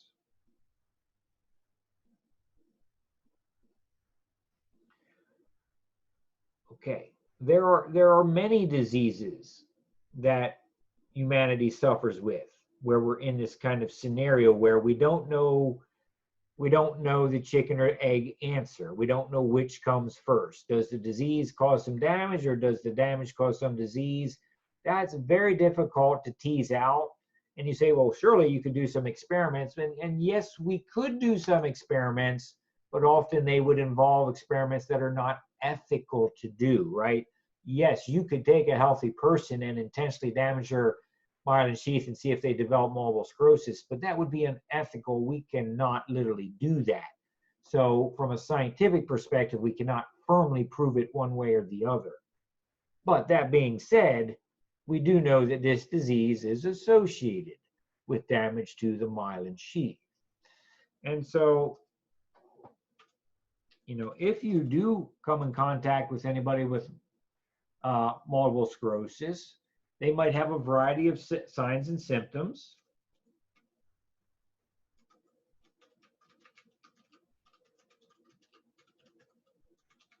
Okay. A lot of times people with multiple sclerosis might have digestive issues because, when you have damage to the myelin sheath, then you cannot coordinate the muscle contraction of your intestinal system to help process food properly. So you might have digestive issues. You might have vision issues. You will most likely have balance issues. Okay, if you have very severe case of multiple sclerosis, you might not be able to walk properly, and you might eventually become wheelchair bound. Okay.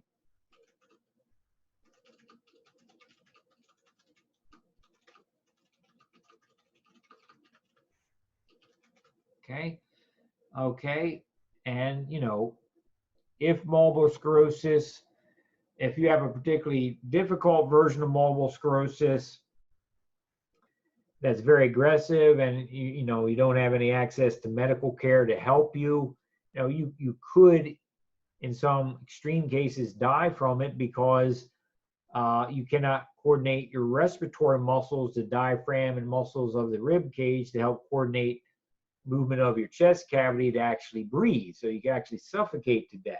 Okay, so the point of it is that multiple sclerosis is not a very pleasant disease. I mean, not that any disease is pleasant, but multiple sclerosis is definitely not a pleasant disease. Okay, so you may have breathing issues. Okay, and so multiple sclerosis is a disease that is associated with the damage to the myelin sheath. People that have damage to the myelin sheath, the damaged area it gets covered up with scar tissue, and that scar tissue then blocks the proper transmission of electrical signals throughout the body. Okay.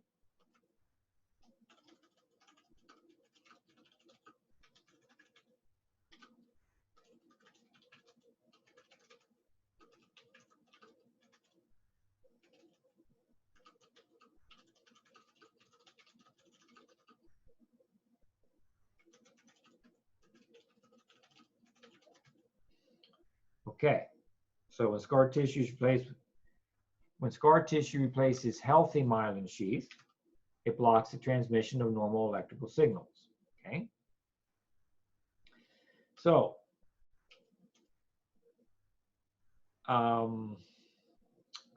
multiple sclerosis is a disease that you would not wish upon anyone, because it can have devastating consequences for your quality of life. Okay? You would not wish it upon anyone. And yet, maybe you would. And here's where my little story comes into play. Okay?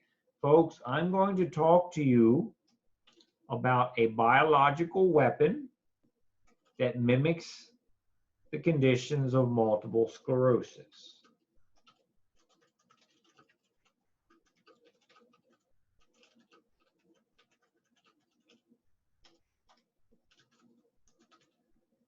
Okay, what I'm going to tell you right now are true events and true things that have occurred decades ago, which are not typically talked about in beginning bio courses, but I think that every once in a while you need to hear things that are not in your book, but that are related to the topic at hand. Okay, so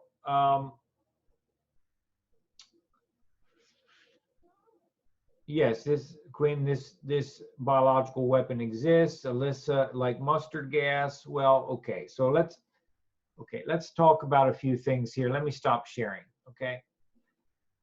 Okay, so Alyssa and Matt, you talk about gases, mustard gas and VX gas. Those are chemical weapons. They are not biological weapons. There is a difference. Okay? If we were all in a room together, because that's Dr. Allen's favorite way of being together. If we were all in a room together and you drop mustard gas in that room, every one of us would become violently ill immediately. And we would hate life and maybe die from it. A biological weapon is slower because it's a living weapon involving, a microorganism like a bacterium or a virus or something like that. It infects you and it incubates in you and it reproduces in you, and it may give sufficient time for you to transmit that microorganism to other people before you actually get sick. So think about it. I'm sure you've all had cold viruses and maybe you've all had strep throat.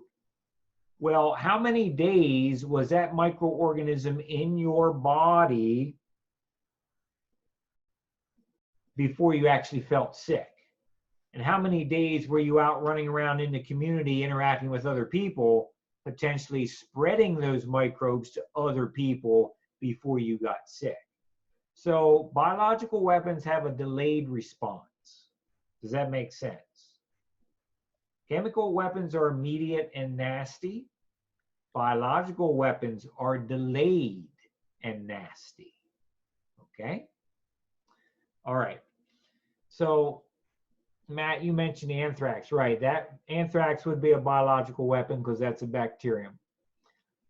Okay, so in the late 1950s and 60s, the scientific community around the world was beginning to develop what we now think of as modern genetic technology. The ability to cut snippets of DNA that don't normally go together, to cut them and glue them together. So in other words, I could take a fragment of DNA from your dog and glue it to a fragment of DNA from your cat, that kind of thing. What I'm talking about is recombinant DNA technology. I'll put some of this in your notes in just a bit, okay? So in the 50s and 60s, this technology was being developed and it was getting mature enough that you could do real things with it. I mean, you could accomplish a goal. Well, as many of you may know from your study of history, it wasn't long after World War II that we entered a period of distrust between us and the former Soviet Union called the Cold War. Okay? And it was during this period of time that the countries that made up the former USSR, they would make, they would build 500,000 tanks, so the United States would build 600,000 tanks. The United States would build 2,000 fighter jets, so the USSR would build 3,000 fighter jets. And back and forth it went so that we were in competition with other nations for weaponry because we were in this tense period called the Cold War. What the Soviet Union realized was that this process of making all these weapons in competition with the US, it was basically bankrupting their system. It wasn't too good for the US either, but it was really damaging the financial health of the USSR. And so to try to alleviate this problem but still maintain a national defense, in the 1960s, the Soviet leadership brought their biological experts together and asked them to design and create a biological weapon. Okay? And so here's what these scientists did. Let's see it. Perhaps it'd be nice if I could see and write at the same time. But I'll tell you the story, then I'll put some notes down, okay? So these scientists in the USSR in the 1960s, what they did was they took a piece of DNA that codes for a protein found in the myelin sheath of mice. They took DNA from a mouse myelin sheath protein and they genetically inserted it into a bacterium called Legionella.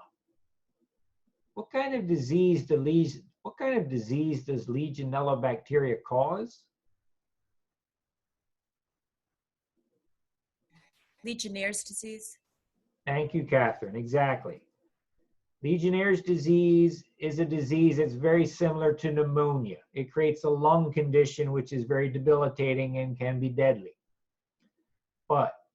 So the scientists took this gene from a mouse, which codes for a protein normally found in the mouse myelin sheath, and they put it into a bacterium called Legionella.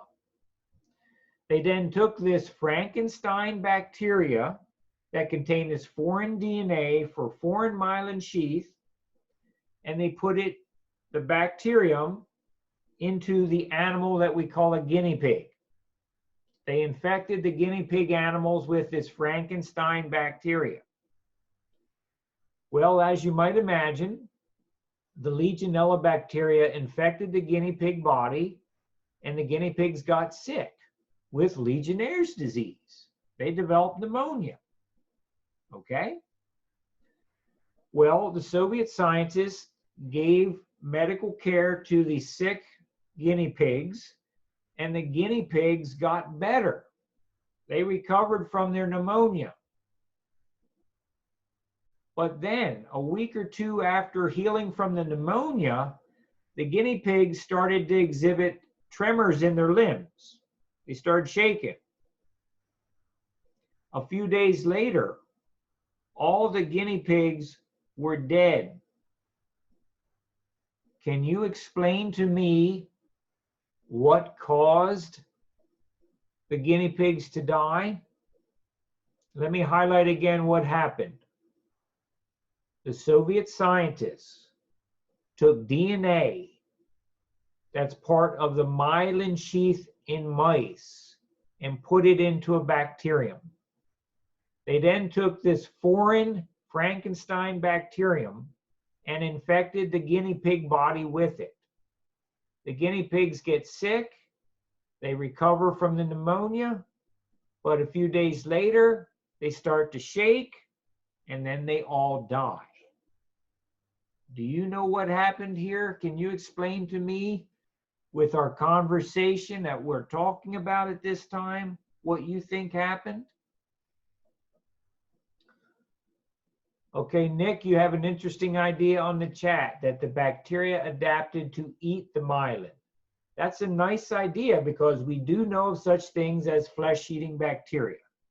But that's not what happened here, but thank you for trying. That's not what happened here. Okay, Alyssa, like it piggybacked in. What's it?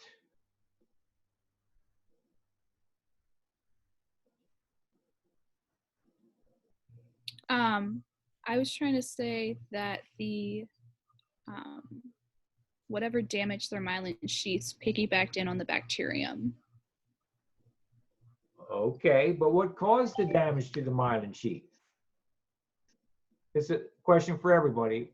No. Why did these animals die? Probably the DNA from the mouse that got brought in from the bacteria somehow replaced or altered the DNA of the guinea pig's myelin, like that was of the cells, making it weaker and then giving signs of MS, and they died. Matt, you said a lot of good things there. But the foreign myelin sheath isn't going to replace the guinea pig's myelin sheath. That there's no real mechanism to allow that to happen. But you are very correct that the presence of the foreign myelin sheath material introduced by the bacterium caused damage to the animal's myelin sheath. So what would have caused the damage to the myelin sheath? what would have actually done the damage?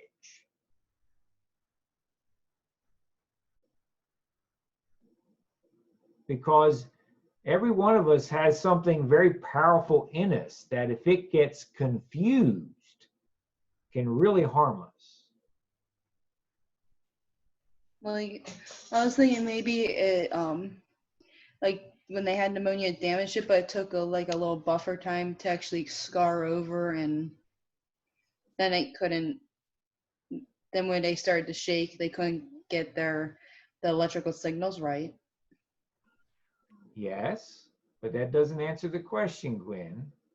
The answer to your Oh. question is the DNA is altered. And that's what I was trying to say, that myelin DNA being introduced somehow altered the existing DNA. Matt, I like that you're thinking. You got some good ideas, but that's not what happened. Pete, I like what you typed into the chat window. Does everybody see what Pete typed into the chat window? Okay. The immune system. The immune system of the guinea pig actually damaged the myelin sheath of the guinea pig. That's what I Why? was thinking too. Because the immune system saw the foreign introduction of the foreign myelin sheath in the bacterium as a threat.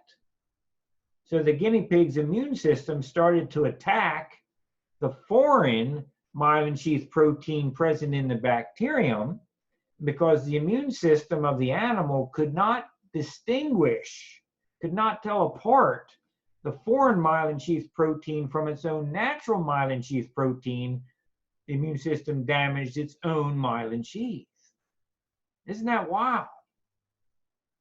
Okay. That's how this biological weapon works.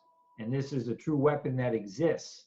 Okay. How do we know it exists? Because the Soviet scientists that created it, years later, they defected away from the USSR and told European and American officials, hey, we built this weapon. Here's what we built. Here's what it is. You know, Russia and the other countries that were part of the Soviet bloc, they have it. Okay. So obviously, I don't know of any time it's been used in real warfare, but the Soviet scientists are telling us that they created this weapon. Okay. And there's no reason to believe that they're lying. Why would you lie about this sort of thing? So I'm going to put down in your notes the basic ideas that we just talked about here. But do you have any questions about this conversation, about this scenario? Yeah, I have a question. Go, Pete. What would happen if the guinea pig had maybe like given them a little bit like the immune system, like they couldn't gotten used to it before?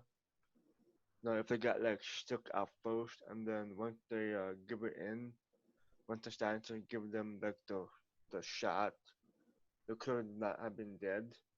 Pete, I'm very sorry. I just can't hear you. Your microphone is so silent. I was thinking, would they have not been dead if they like had been sick before?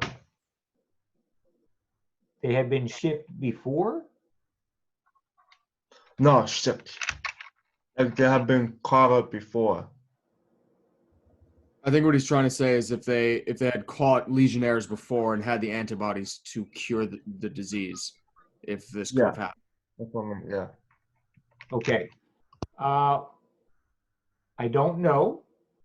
There's arguments that it could go either way. In other words, introducing the foreign gene with a pathogen known to make the animal sick would have agitated the animal's immune system.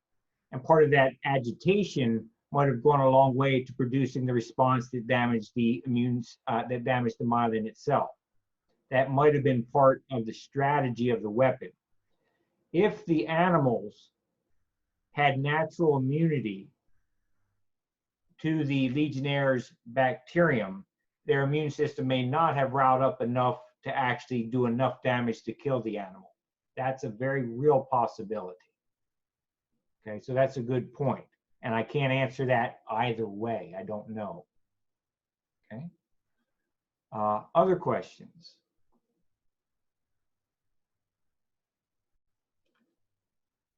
So if you were a biological terrorist and you wanted to bring this weapon into the United States, how easy would it be to bring it into the United States, and how would you do it? Well, Legionnaires would be really easy because Legionnaires can be spread through water. So Okay, that's right. It could be. find a water system in a large, densely populated area, and then there would be an outbreak from there, and it would spread across the country. And with the incubation period being, what is it, like a week, it would spread pretty far and fast. Okay, absolutely. Pete, you say the air. That may or may not be true. Not every weapon design travels as an aerosol. Okay, but you know, if the Soviets took special pains to aerosolize this, then perhaps you could use planes to drop it. So let me change my question. How would you get this weapon across the border into the United States undetected? Okay, so yeah, maybe Matt, you could put it in a waterway near our border and let it float in. I give you that. But what else could you do? Self-sacrifice. Okay, so you could infect yourself and become a mule. Mhm. You could do that. You could do that. As I'll show you in a moment, you wouldn't have to do that, but you could do that. What else could you do? You could send like a bunch of animals in somehow. Pretend to be a zookeeper. Send a bunch of animals in. Okay, fair enough, right? Absolutely, right? You could do that. You could do that. I like Give them that. some.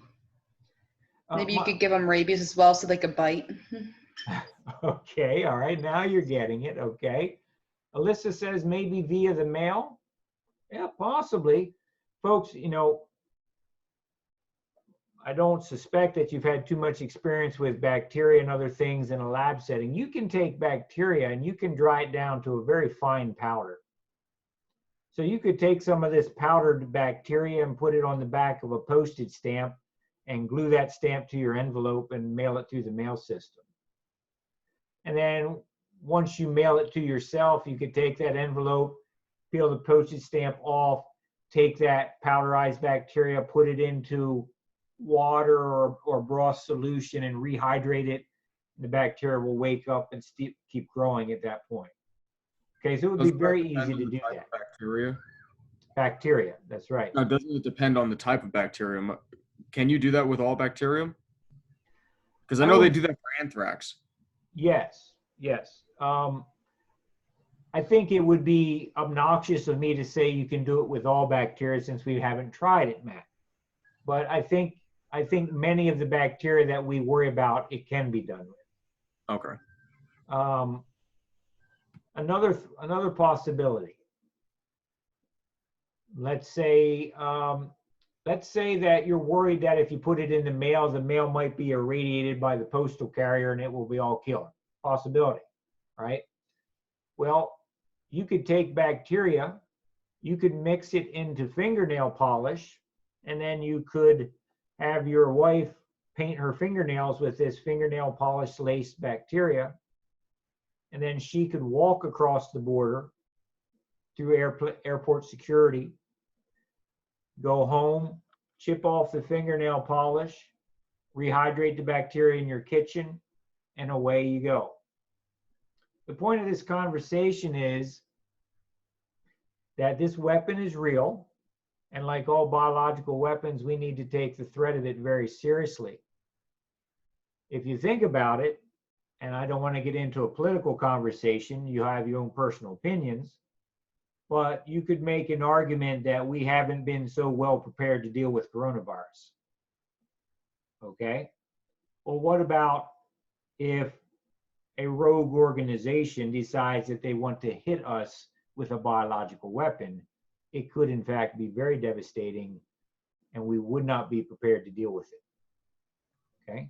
So it's something to think about particularly you younger generations of folks, that, we need to get serious about preparing our medical community to deal not only with natural outbreaks of disease like coronavirus, but also intentionally introduced infectious agents. Pete, am I trying to say COVID is a biological weapon? No, I'm not trying to say that, Pete. Okay. Nope. All right. One of the biggest worries that we had, because I went through advanced CBRN training in the Marine Corps, which chemical, biological, nuclear, radiological training. One of the biggest worries for the United States is weaponized smallpox, because nobody's immune to it anymore. They don't do the vaccine unless you go overseas. So most other countries, they still do the vaccines, but we're one of the few that don't require it anymore because it hasn't existed. And there's so many versions of weaponized smallpox that it'd be really easy to spread. Yes. Thanks for sharing that, Matt. You have some interesting experience there. I appreciate it. Keep saying those things. Tell you one little story and then we'll wrap up. You all, well, most of you were alive. Most of you were alive, but some of you might have been very, very little after 9/11, the 9/11 attacks, because you know, or you've read that, the anthrax letters went through the mail system after 9/11 with the anthrax powder. And you know that some Americans did die because of that, right?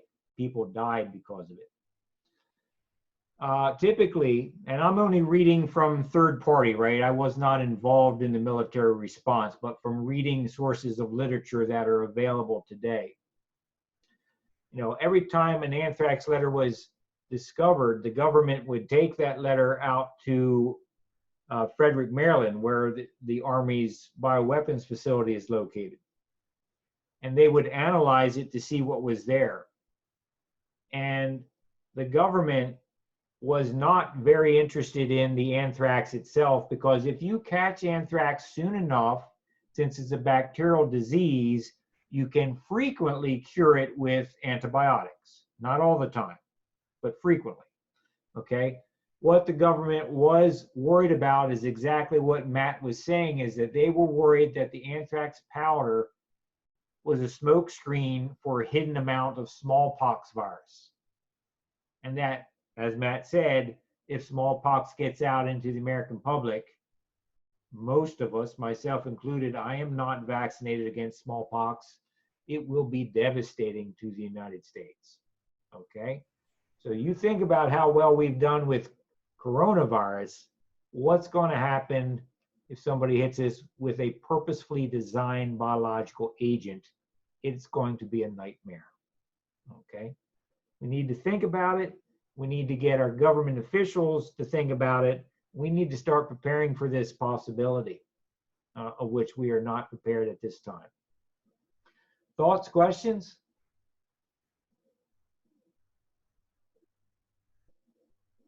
Okay, anthrax vaccine is worse than smallpox. Do you have both of them, Matt? Did you get vaccinated against both? I do, yeah.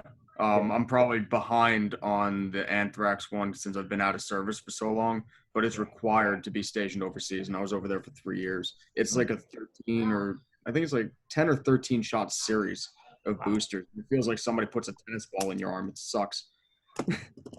Yeah. If you've ever had penicillin, it feels just like that, except injected into your arm instead of your glutes. Okay. Thank you for sharing. And yeah, I know, there would be a real desire to improve some of these vaccines so they're a little bit easier to handle. Okay, let's type in the notes of this story here, the gist of it, and then we'll wrap up very quickly, okay? So let's go back to our notes. Okay. A couple things. In the 1960s, Soviet scientists designed a biological weapon to create multiple sclerosis.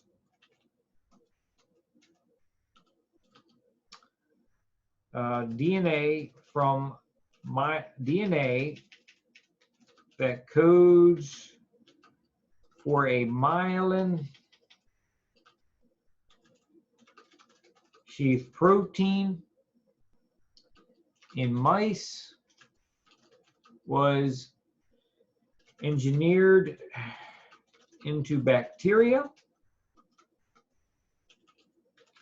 The modified bacteria containing the foreign myelin sheath DNA was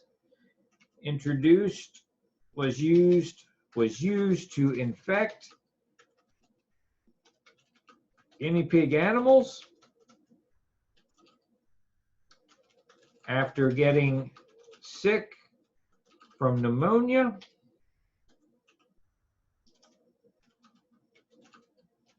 and recovering. The guinea pigs develop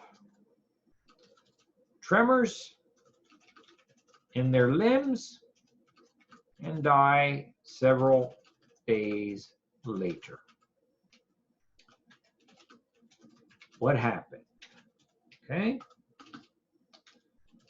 The introduction of foreign myelin sheath material via the bacterium into the guinea pig caused the guinea pig's immune system to activate and fight the myelin sheath material. Because the animal's natural myelin sheath is so similar to the foreign myelin sheath material, the immune system damaged the animal's natural myelin sheath, creating the symptoms and outcome of aggressive multiple sclerosis.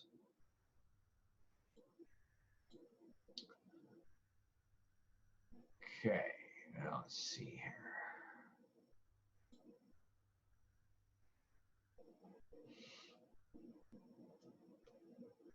Emily, you asked a question. Do you think Lyme is a biological weapon or that it is a conspiracy? Lyme disease is caused by a bacterium called Borrelia burgdorferi, which is a naturally occurring bacterium that is transmitted in ticks. So the tick is the vector, but it does not cause the disease. It's the bacterium that causes the disease. I have no reason to believe that it's a biological weapon or a conspiracy. It's just Mother Nature doing what Mother Nature does. Folks, do you have any questions at this time? There's one more thing I need to talk to you about, but do you have any more questions?